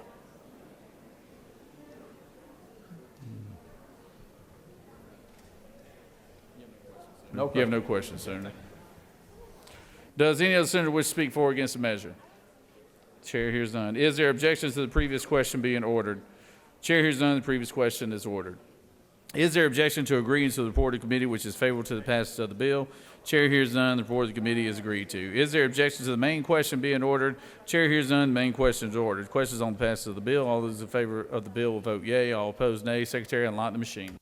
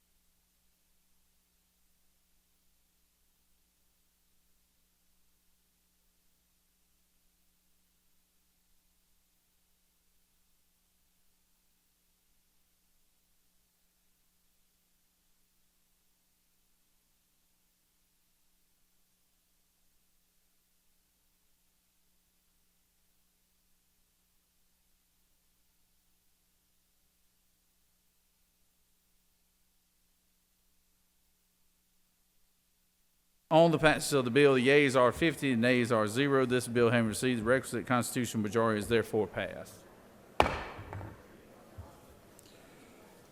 Secretary read House Bill 982.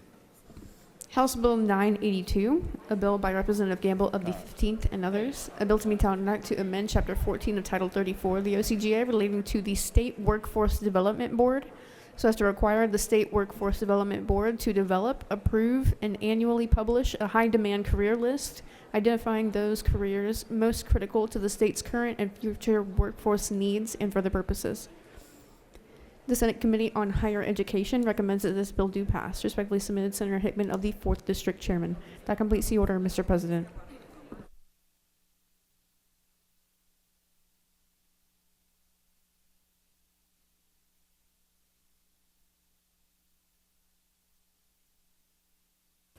Recognize the senator from the 50th. Speak to the measure.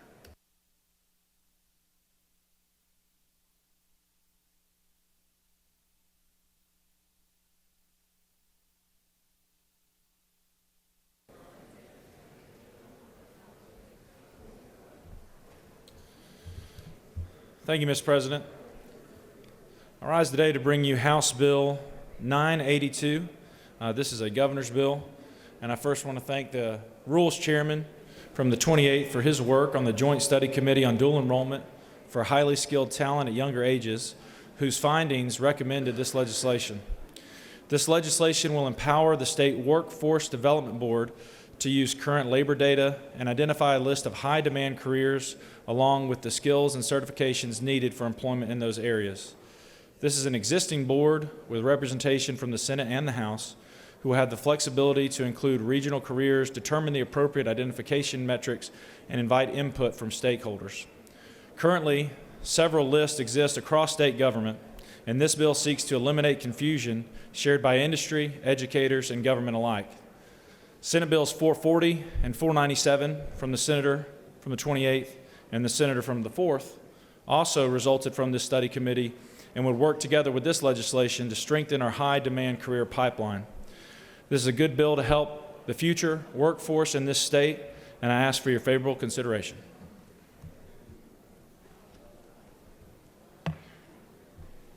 You do have one question, Senator. Senator from the 4th. Senator, do you yield? I do. Yes, sir. Senator, doesn't this also not only give us one list of needs, but it also does it by regions too? So if Southwest Georgia has a need that's different from North Georgia, it also breaks those out instead of saying this is just a need for all of Georgia? Yes, it does. Thank you, Senator. Thank you. You have no more questions, Thank Senator. you, Mr. President. I yield the well. Does any other senator wish to speak for or against the measure?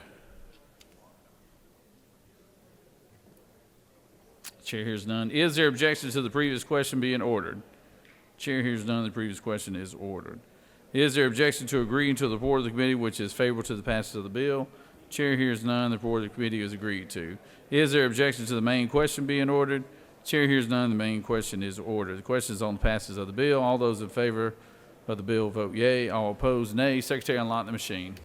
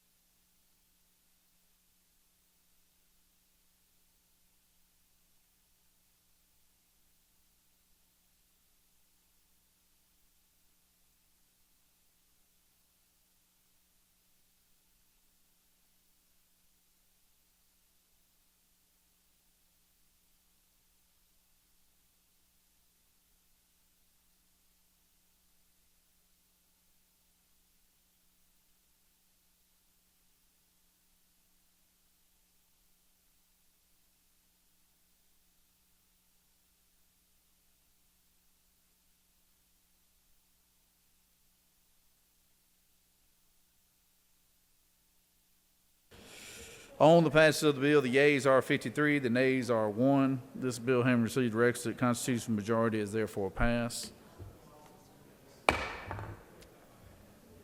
Secretary read House Bill 985. House Bill 985, a bill by Representative Martin of the 49th and others, a bill to be entitled an act to amend Article 7 of Chapter 3 of Title 20 of the OCGA relating to scholarships, loans, and grants, so as to abolish the Georgia Higher Education Assistance Corporation, to provide for the transfer of outstanding obligations and liabilities and assets of such corporation and for other purposes. The Senate Committee on Higher Education recommends that this bill do pass. Respectfully submitted, Senator Hickman of the 4th District Chairman. Senator Kennedy of the 18th and others offer the following amendment to amend House Bill 985 by striking lines 1 through 4 and inserting in lieu thereof the following. To amend Chapter 3 of Title 20 of the OCGA relating to post-secondary education so as to bring up to date various higher education related entities, to abolish the Georgia Higher Education Assistance Corporation, and for other purposes. That completes the order, Mr. President.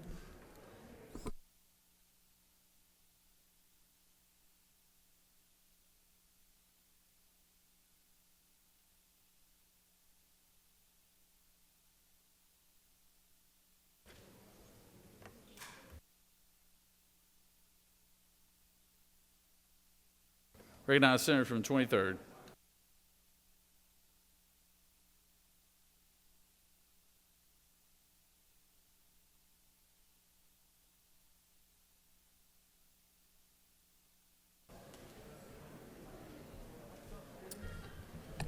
Thank you, Mr. President.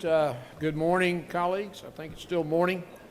I bring you House Bill 985. This is at the request of the Georgia Student Finance Commission, and it essentially dissolves the Georgia Higher Education Assistance Corporation. As you may know, the Georgia Student Finance Commission administers multiple entities: the commission itself, the Georgia Student Finance Authority, the Georgia Higher Education Assistance Corporation, and the REACH Georgia Foundation. This corporation, the one that we're addressing today, the Georgia Higher Education Assistance Corporation, the corporation was created in statute to support servicing of federal student loan programs that have now been terminated, eliminating the need for the existence of the corporation. The primary function of the corporation was to serve as a federally designated grantor for loans originated under the Federal Family Education Loan Program. In 2010, Congress enacted the Health Care and Education Reconciliation Act, which eliminated the FFEL, and at such time, those borrowers received direct lending. On April the 1st of 2013, the corporation sold its federal loan guaranteed portfolio to the Pennsylvania Higher Education Assistance Corporation, and while we no longer have any business requirements for continued operations, the corporation must still be managed and accounted and have oversights which are expensive to the corporation. The Board of Directors of the Georgia Higher Education Assistance Corporation adopted a resolution recommending that this be statutorily dissolved. So, I ask for your consideration to appropriately dissolve the Georgia Higher Education Assistance Corporation. It will result in roughly $28 million of reserves being returned to the Georgia Student Finance Commission for redeployment. And with that, Mr. President, I'm happy to answer any questions.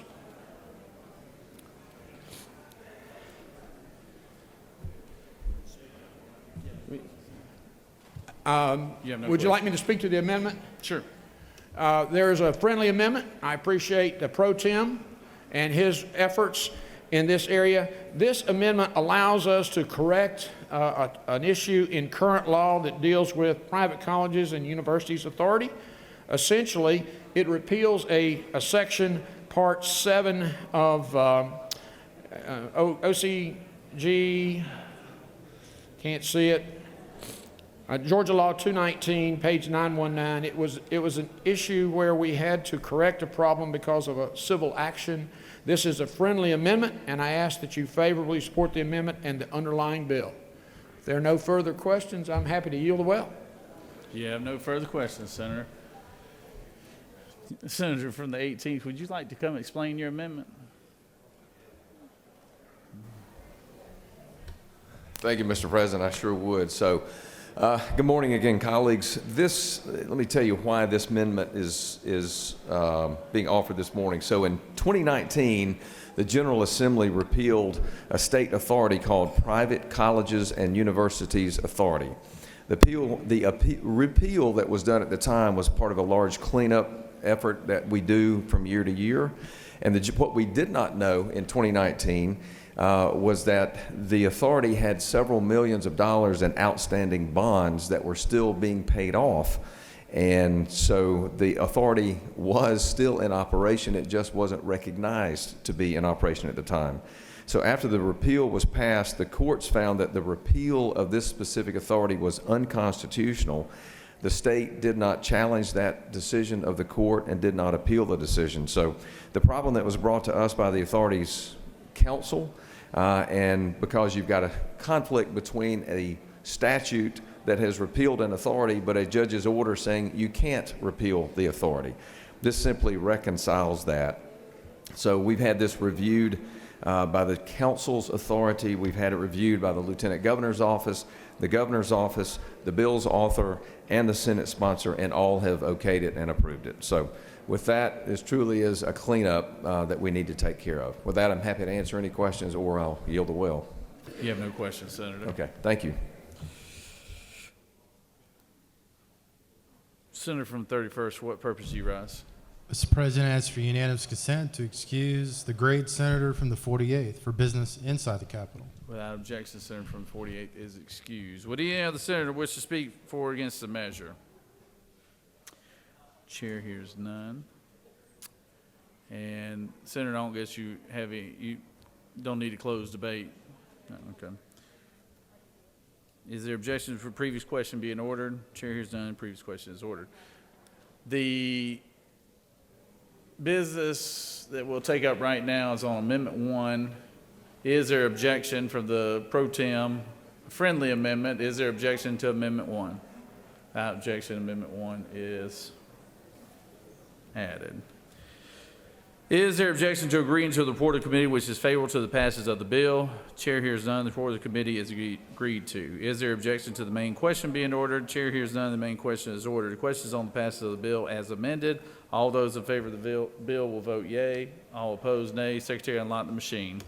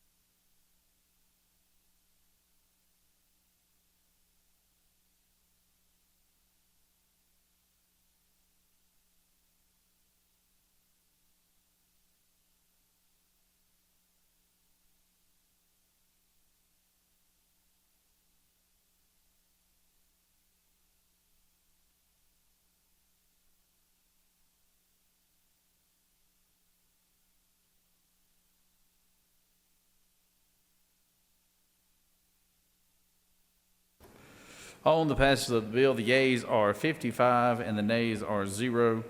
This bill, having received requisite constitutional majority, is therefore passed as amended.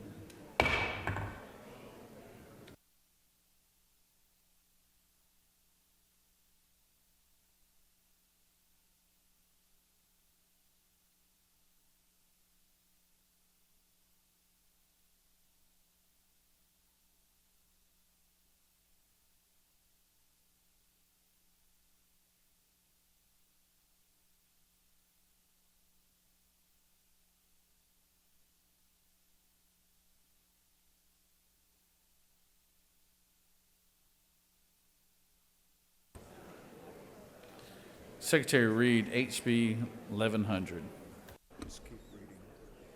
House Bill 1100, a bill by Representative New of the 64th and others, A bill to be entitled an act to amend Title 40 of the OCGA relating to motor vehicles and traffic, so as to authorize the use of electronic notifications and communications by the Department of Revenue to motor vehicle owners relative to motor vehicle registration and certificates of title upon consent, to provide for standards and conditions to obtain such consent, to provide for the issuance of vehicle registration and license plates, for government-owned vehicles, to provide for exceptions, to revise the definition, to provide for conforming changes, to provide for the establishment of a system for the electronic storage and transfer of certificates of title, to authorize the transfer of certificates of title or granting of security interests therein electronically, to provide for related matters, to repeal conflicting laws, and for other purposes.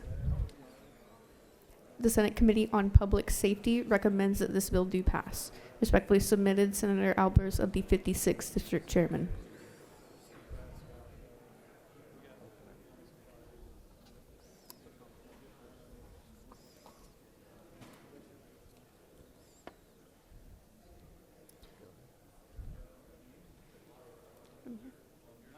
House Bill 1100 by Representative New of the 64th and others, a bill to be entitled an act to amend Title 40 of the OCGA relating to motor vehicles and traffic, so as to authorize the use of electronic notifications and communications by the Department of Revenue to motor vehicle owners relative to lapses of motor vehicle insurance coverage and certificates of title upon consent, to provide for definitions, to provide for standards and conditions to obtain such consent, to provide for the issuance of vehicle registration and license plates for government-owned vehicles, to provide for exceptions, to revise a definition, and for other purposes.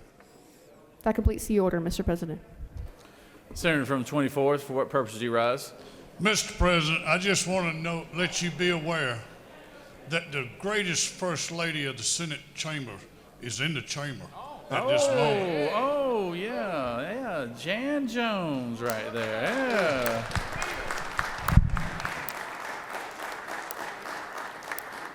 Well, we also have the good senators from the 45th. His wife is here today, too. Let's give her a round of applause. And I've got my baby sister here today, too. There is Natalie. She's really my older sister, but I always call her my baby sister. So everybody thinks she's younger anyway. So all right, I recognize the senator from the 56.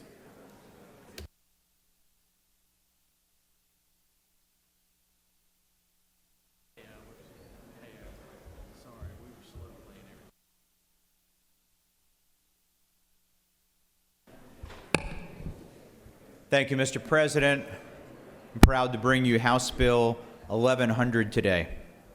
This is an important bill that was brought by the Department of Revenue, where we've been working together to evolve the way that we're doing business and embracing the use of technology and ultimately lowering the cost to taxpayers.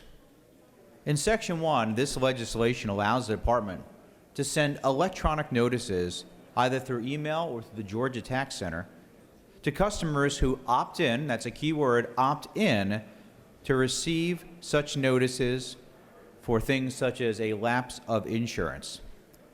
Currently, the Department of Revenue sends over 1 million of these letters every year, costing around $1 per letter. Many customers would rather receive their communications electronically. However, if they're wishing to receive paper notices, they certainly can do so. Additionally, customers will be given notice. The electronic notifications could include suspension, cancellation, revocation of title, or registration. In Sections 2, 3, and 5 of this bill, it clarifies government license plates. Today, whether it be a city, a county, a school, or state, we issue a series of different government plates. Making sure there is consistency in the way that process works is very important.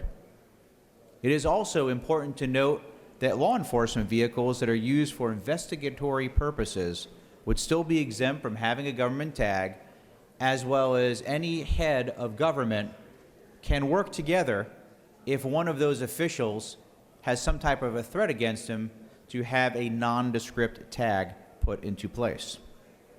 In Section 4 of this bill, this legislation allows trailers to be included in what's called fleet management, therefore allowing those larger companies that are doing fleets to not just do a car or a truck, but also the trailer that would go along with it. And finally, in Section 6, this legislation provides statutory authority for the department to allow the electronic transfer of titles. Again, another way of moving us forward into the electronic and internet age. E-titling is becoming more popular and ultimately will be a big benefit to consumers as well as to the efficiency of state government. That is the bill in its entirety. If there are any questions, I will be glad to answer them. Mr. President, if not, I would yield the will.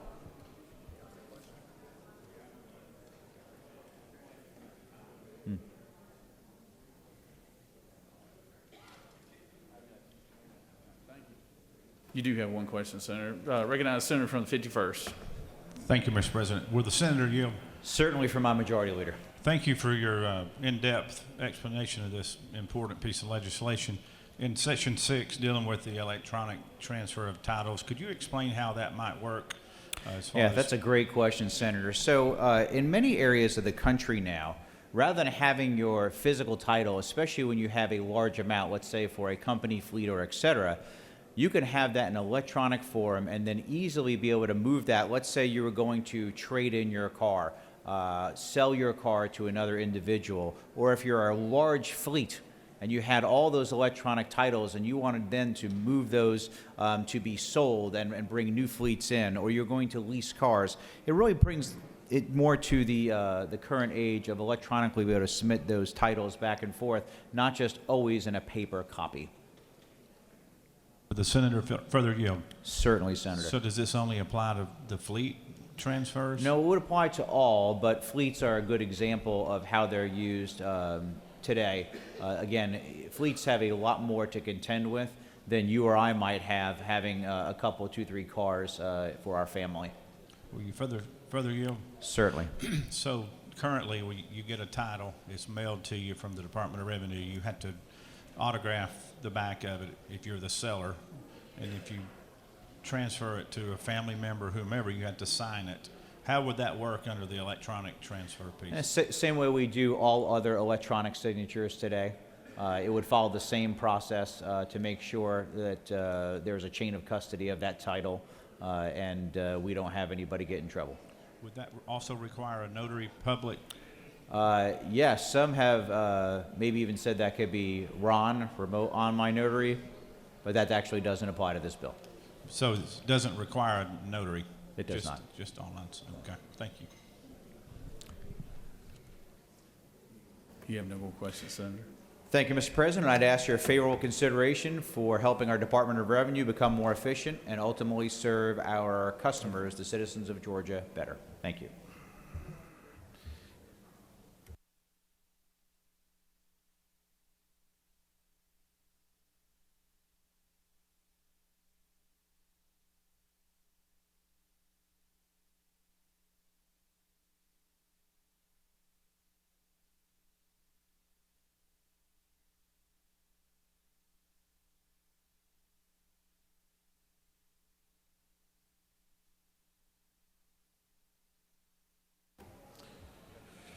Does any other senator wish to speak for or against the measure?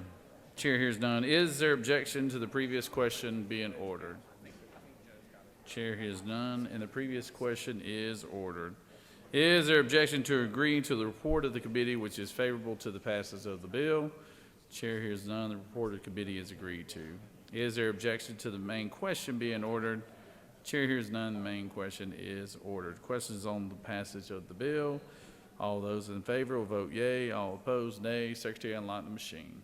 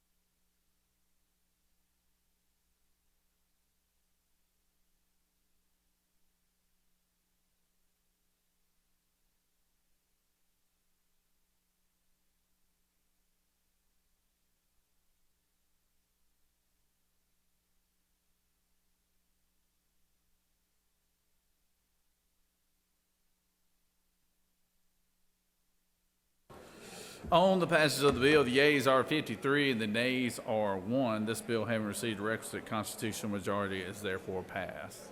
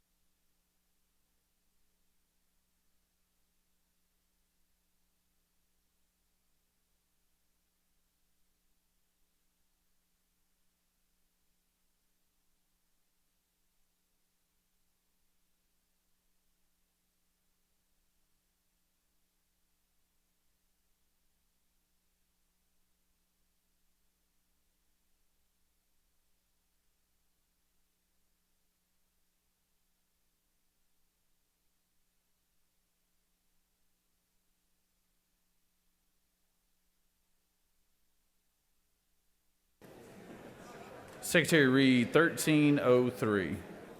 House Bill 1303.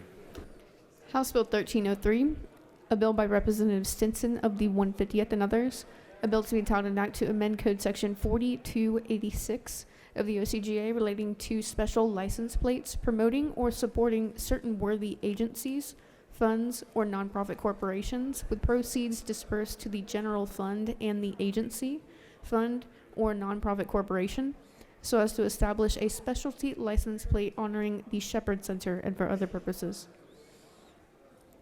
The Senate Committee on Public Safety recommends that this bill do pass by substitute. Respectfully submitted, Senator Albers of the 56th District Chairman. The Senate Committee on Public Safety offers the following substitute to House Bill 1303, a bill to be entitled an act to amend Code Section 4286 of the OCGA relating to special license plates promoting or supporting certain worthy agencies, funds, or nonprofit corporations, with proceeds dispersed to the general fund and the agency and for other purposes.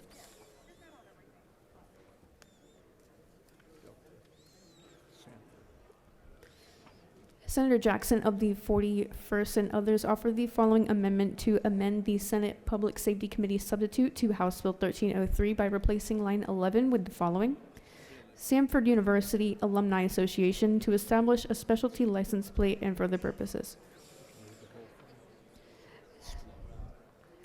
Senator Gooch of the 51st and others offer the following amendment 2 to amend the Public Safety substitute to House Bill 1303 by striking so as to establish an America First specialty license plate from lines 14 and 15, and by striking Section 2, lines 37 through 49. That completes the order, Mr. President.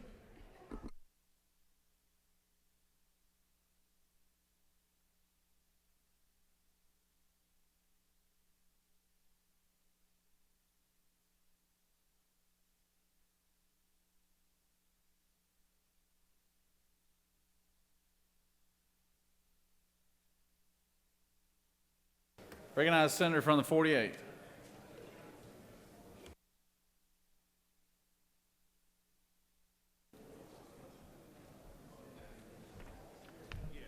Thank you, Mr. President. Before you today, House Bill 1303 is our license plate bill that will be covering several different organizations, which I will talk through for you real quick. On your desk is a letter of support from the Shepherd Center. So the first license plate that this will be doing a revenue share adoption with is our great friends at the Shepherd Center. We appreciate all that they do. The second one is for the Foundation for Moral Law, and that is the adoption of the Gadsden flag, the Benjamin Franklin 1700s era yellow flag with the snake on it. The third license plate that is covered in line 32 of the bill, 31 and 32, is Explore the Okefenokee. So our friends that are here from the Georgia Rivers Network and all the great work that they do and everything that we do to love and support the Okefenokee Swamp, folks will have an opportunity to have that license plate as well for revenue sharing. The fourth is a special license plate honoring the alumni of Samford University. That's not Stanford in California, that's Samford in Birmingham, Alabama. The funds raised by the sale of that will be dispersed to the Samford University Alumni Association. In Section 2 of the bill, there is some redundant language in there about the America First bill, which, as we all remember, was a feisty debate for an amazing license plate that was brought forth by our majority leader. And when the appropriate time comes, I will be offering an amendment to remove the language referencing the America First bill. And then on your desks will be another very friendly amendment from a good friend, the senator from the 41st, and our leader from the 55th, and also dear friend from the 12th, and I'm a signer as well, where we'll be adding another license plate to that as well, and I will allow the author of that amendment to speak to the special license plate honoring the Delta Sigma Theta sorority. So with that, Mr. President, I'm happy to take any questions. Have you spoken to the amendment, Senator? No, sir, just in general terms. I can speak to Amendment 2, but I thought I was out of order in doing so. I can speak to Senate. I can speak to Amendment 2. If you're good, the amendments you're good with, you can speak to, and ones you might not be. So on your desks are Amendments 1 and 2. I support both. Please read them carefully so that you understand. Amendment 1 is going to be the creation of the Delta Sigma Theta sorority plate, which the senator from the 41st will be able to speak to. Amendment number 2 is sponsored by the majority leader and myself, and that is removing all language in reference to the America First license plate with that. Those are the two amendments. Both of those are favorable and friendly, and ask your support on those as well. Thank you, Mr. President. Yeah, no questions, Senator. Does any other senator, well, actually, let me.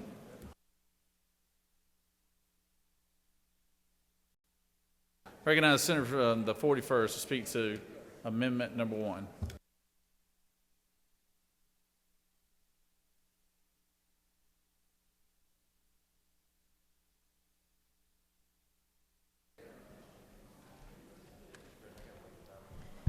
Thank you, Mr. President. I rise to ask for your favorable consideration for this amendment. It simply adds the Delta Sigma Theta Sorority Incorporated, which is a historically black sorority, has been around for a very long time, does great work. It adds them to the revenue sharing portion of this bill. They already have a tag. They just want to be able to have some of the revenues to go to support their really great work and service to our great state. I'll yield for questions. You have no questions, Senator. Thank you. Recognize the majority leader to speak to his motion.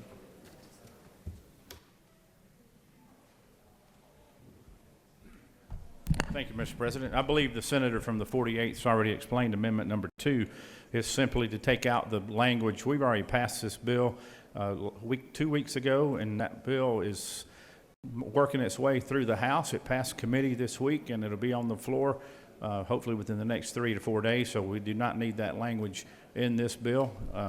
Obviously, we need 2/3 votes in this chamber to pass this underlying bill, so I encourage you to vote for the bill as amended. Thank you.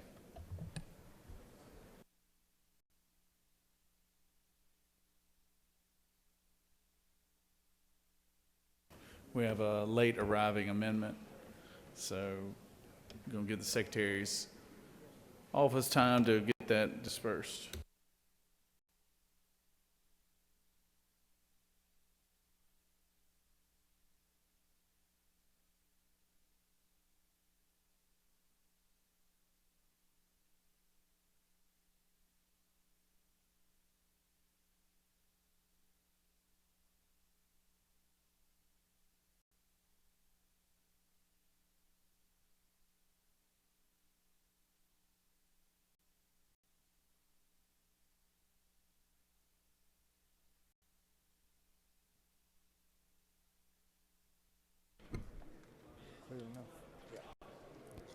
Senator Moore of the 53rd offered the following Amendment 3 to amend the Senate Committee substitute to House Bill 1303 by inserting on line 29 after Constitution, quote, in the middle of tag logo shall appear, quote. That completes the order, Mr. President.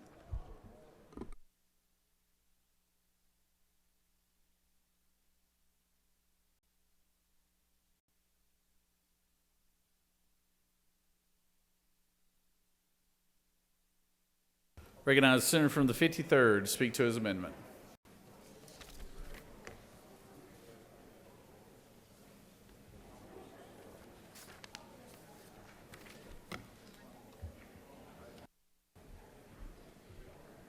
Thank you, Mr. President. This is a simple cleanup amendment. When it comes to the Gadsden flag, it's just making sure that the logo is put into the center of the tag and not off to the side, and gives the true meaning of the Gadsden flag.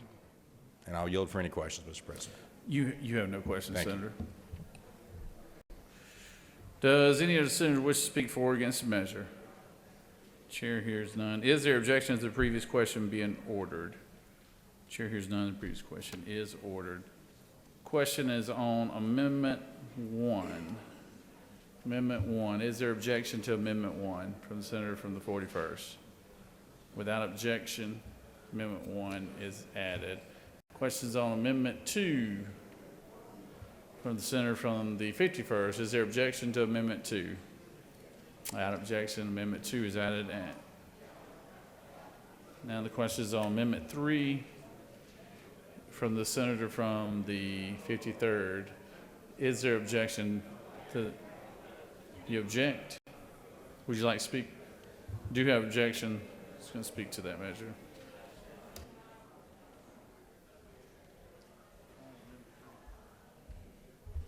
Thank you, Mr. President. Senator from the 53rd, I know, came with all the right reasons why he wanted to move that.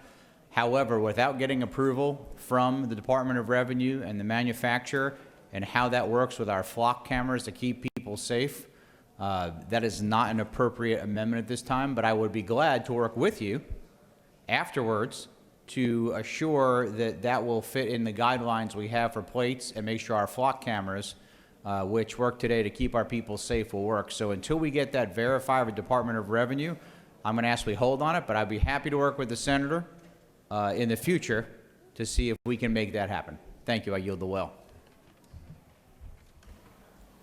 Recognize the senator from the 53rd to speak to the measure.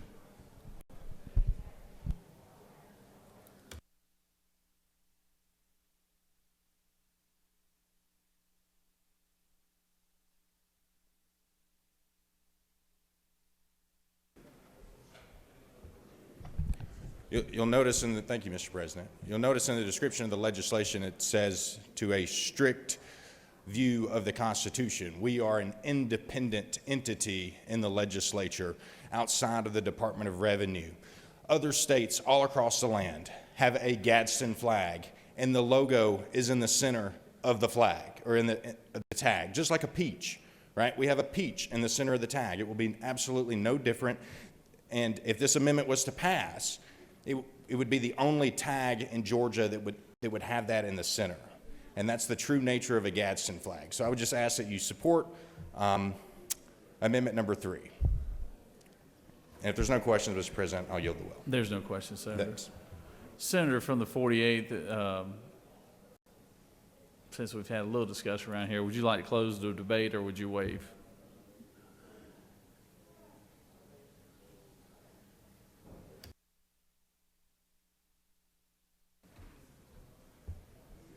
Thank you, Mr. President.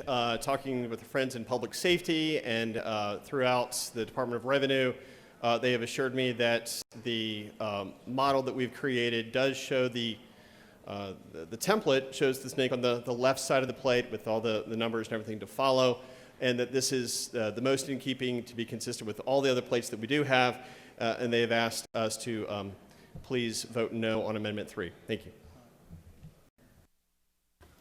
All right, so the posture that we're in is we're on Amendment 3, and there was objection from the senator from the 56 on that. Amendment 1 and 2 were adopted. So all those in favor of Amendment 3, rise, stand, and be counted.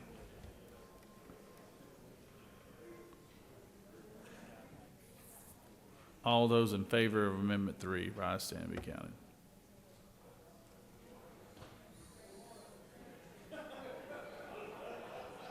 Reverse.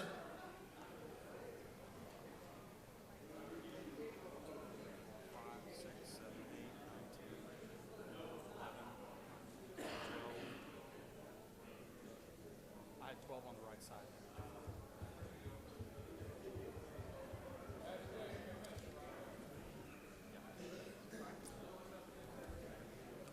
On the motion, the yeas are 10 and the nays are 38. So that motion has failed.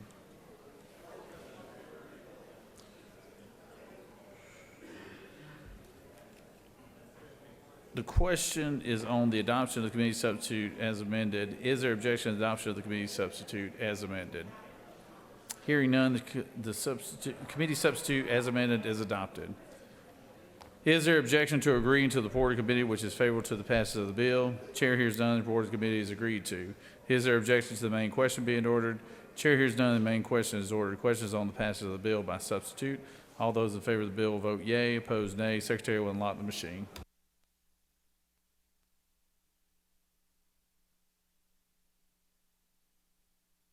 Senator from the 51st, for what purpose do you rise?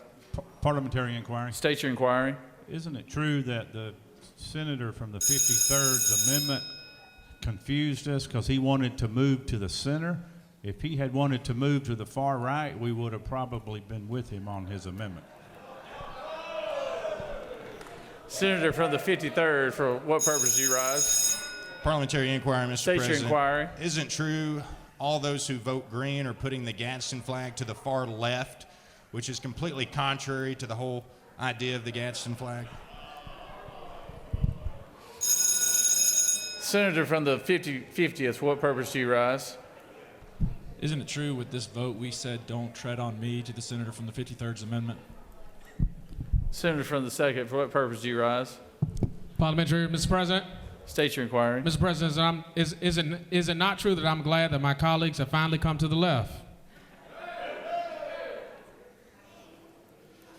All right, on the passage of the bill, the yeas are 46 and the nays are 9. This bill, having received requisite constitutional majority, is therefore passed by substitute.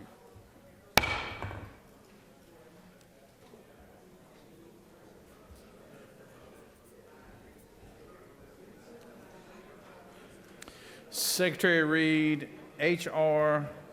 1116. House Resolution 1113, a resolution by Representative Donahue of the 31st and others, a resolution authorizing the granting of non-exclusive easements for the construction, installation, operation, and maintenance of facilities, utilities, roads, and ingresses in, on, over, under, upon, across, or through property owned by the state of Georgia in Appling, Barrow, Clark counties and other counties and for other purposes. The Senate Committee on State Institutions and Property recommends that this resolution do pass by substitute. Respectfully submitted, Senator Harbison of the 15th District Chairman. The State Institutions and Property Committee offers the following substitute to House Resolution 1113. A resolution authorizing the granting of non-exclusive easements for the construction, installation, operation, and maintenance of facilities, utilities, roads, and ingresses in, on, over, under, upon, across, or through property owned by the state of Georgia in Appling, Barrow, Bartow, and other counties, and for other purposes. That completes the order, Mr. President.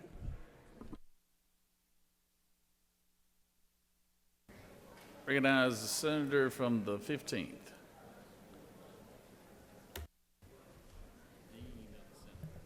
Thank you, Mr. President. This is just simply the housekeeping bill for the state-owned properties, State Institution Properties Committee. All of the senators who have been affected by this legislation have been notified. It just authorized the easement will be used for construction of installation, operation, and maintenance facility, utility roads, and other things of that sort. It's just the housekeeping bill for this particular session. There are no questions, Mr. President. I'll yield the well. I think you do have one question, Senator. Senator from the 29th. Yeah. Senator Yield? Yes, sir. Senator, is this your first bill? It happened in '93, sir. Thank you. Thank you, Mr. President. I yield the well. All right, Senator. Not your first rodeo. Does any other senator wish to speak for or against the measure? Chair hears none. Is there objection to the previous question being ordered? Chair hears none. The previous question is ordered. The question is on the adoption of the committee substitute. Is there objection to the adoption of the committee substitute? Hearing none, the committee substitute is adopted. Is there objection to agreeing to the report of committee which is favorable to the adoption of the resolution? Chair hears none. The report of committee is agreed to. Is there objection to the main question being ordered? Chair hears none. The main question is ordered. The question is on the adoption of the resolution by substitute. All those in favor of the resolution will vote yea. Opposed, nay. Secretary will allot machine.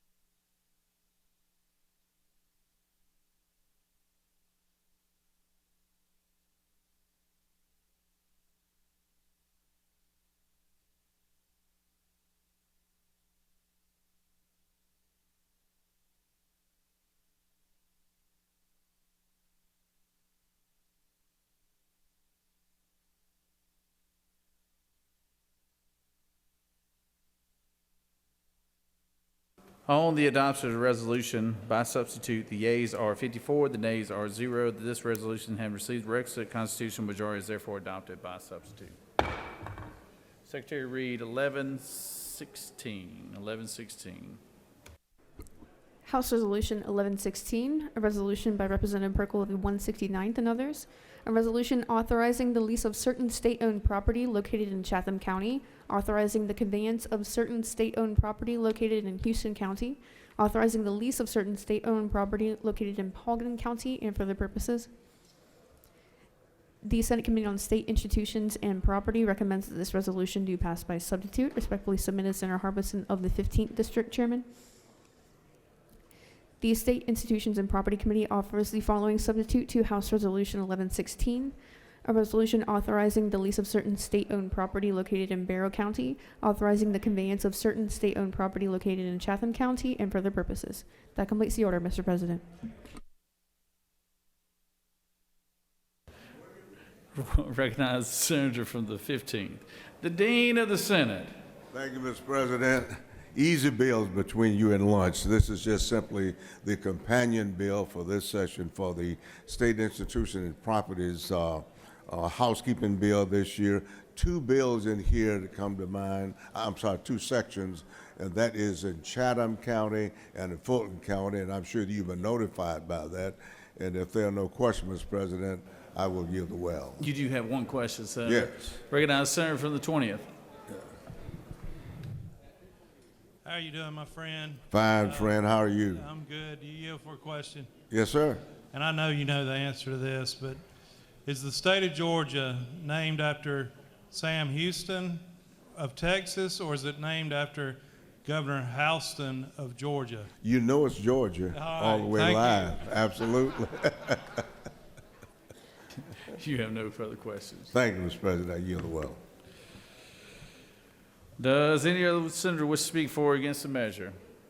Chair hears none. Is there objection to the previous question being ordered? Chair hears none. The previous question is ordered. Question is on the adoption of the committee substitute. Is there objection to the adoption of the committee substitute? Hearing none, the committee substitute is adopted. Is there objection to agreeing to the report of the committee which is favorable to the passage of the bill? The chair hears none. The report of the committee is agreed to. Is there objection to the main question being ordered? Chair hears none. The main question is ordered. The question is on the adoption of the resolution by substitute. All those in favor of the resolution will vote yea. Opposed, nay. Secretary will unlock the machine.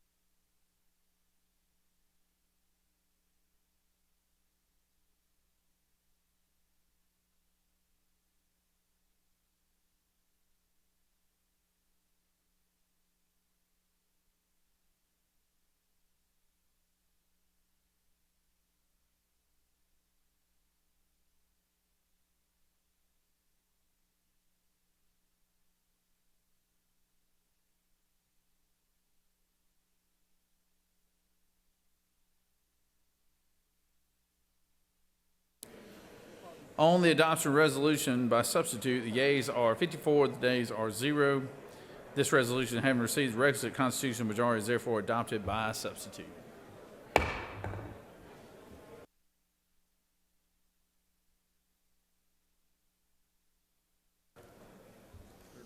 I recognize the senator from the 32nd. Thank you, Mr. President. I move that the Senate agree to the House substitute to Senate Bill 410. The senator has moved that Senate agree to House substitute on SB 410. Secretary, read the caption. Senate Bill 410, a bill by Senator Kirkpatrick of the 32nd and others, a bill to be entitled an act to amend Part 2 of Article 3 of Chapter 50 of Title 43 of the OCGA relating to licensing of veterinarians and veterinary technicians generally, so as to exempt certain sterilization services and for other purposes. The House offers the following substitute to Senate Bill 410, a bill to be entitled an act to amend Part 2 of Article 3 of Chapter 50 of Title 43 of the OCGA relating to licensing of veterinarians and veterinary technicians generally, so as to provide for temporary licenses for out-of-state veterinarians and for other purposes. That completes the order, Mr. President. Senator, recognize the senator from the 32nd. Speak to the measure.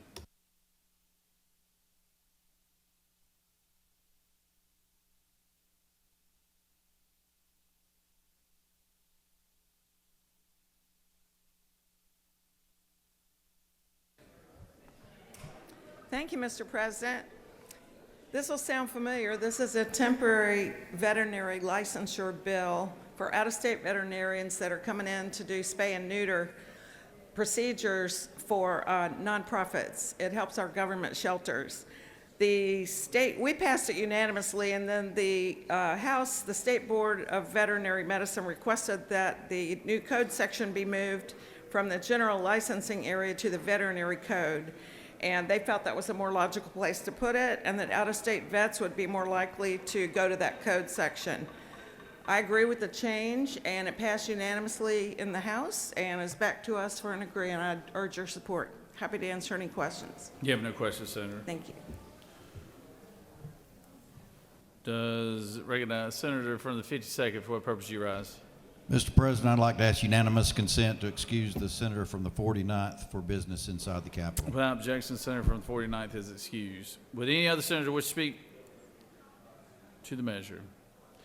The senator has moved that the Senate agree to the House substitute on Senate Bill 410. Is there objection?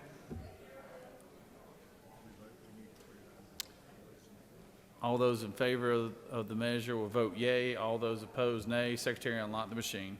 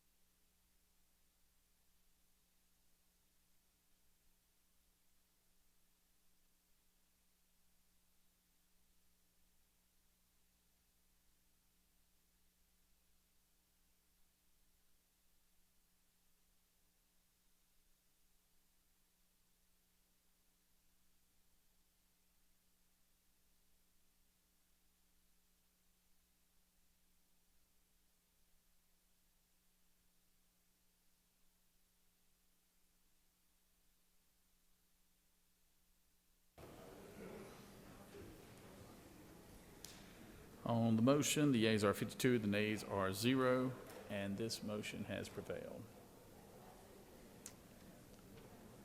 Recognize the senator from the 32nd again.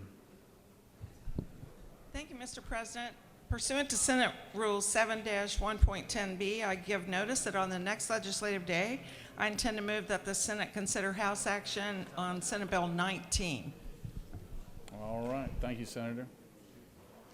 Read the caption, Secretary.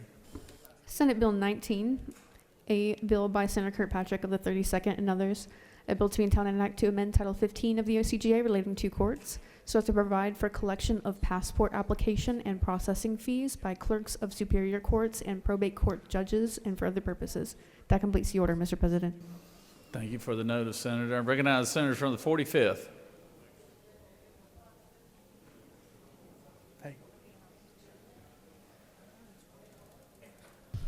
Thank you, Mr. President. Pursuant to Senate Rule 7-1.10b, I give notice that on the next legislative day, I intend to move the Senate consider action by the House on SB 421. Secretary, read the caption. Senate Bill 421, a bill by Senator Dixon of the 45th and others, a bill to be entitled an act to amend Article 2 of Chapter 10 of Title 16 of the OCGA relating to obstruction of public administration and related offenses, so as to enhance penalties for the offense of transmitting a false public alarm and for other purposes. That completes the order, Mr. President. Thank you for the notice, Senator. Recognize the senator from the 3rd. Thank you, Mr. President. Pursuant to Senate Rule 7-1.10b, I give notice that on the next legislative day, I intend to move that the Senate consider House action on Senate Bill 370. Secretary, read the caption. Senate Bill 370, a bill by Senator Hodges of the 3rd and others, a bill to be entitled an act to amend Code Section 16.547 of the OCGA relating to posting model notice with human trafficking hotline and for other purposes. That completes the order, Mr. President. Thank you for the notice, Senator. Recognize the majority leader for a motion. Thank you, Mr. President. Legislative Day 34 has come to an end. Therefore, I move that the Senate stand adjourned until 10 a.m. on Thursday, March 14th. Majority Leader has moved that the Senate stand adjourned until 10 a.m. Thursday morning. Secretary, read the announcements. The Rules Committee will meet upon adjournment in 4:50. The Public Safety Committee will meet at 1 p.m. in 4:50.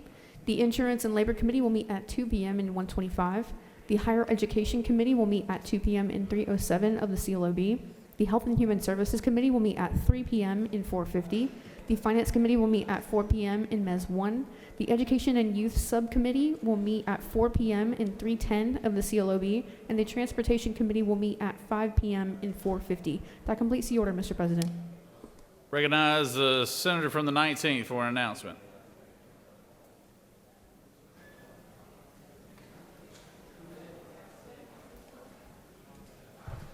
Thank you, Mr. President. Subcommittee chairs, reminder, I need to meet with you in 30 minutes after adjournment. Thank you so much. Any other senator wish to give an announcement? The majority leader has moved. Senate stand adjourned until 10 a.m. Thursday, March 14th. All those in favor of the motion signify by saying aye. All those opposed, no. The ayes clearly have it. We're adjourned. Go to your committee meetings.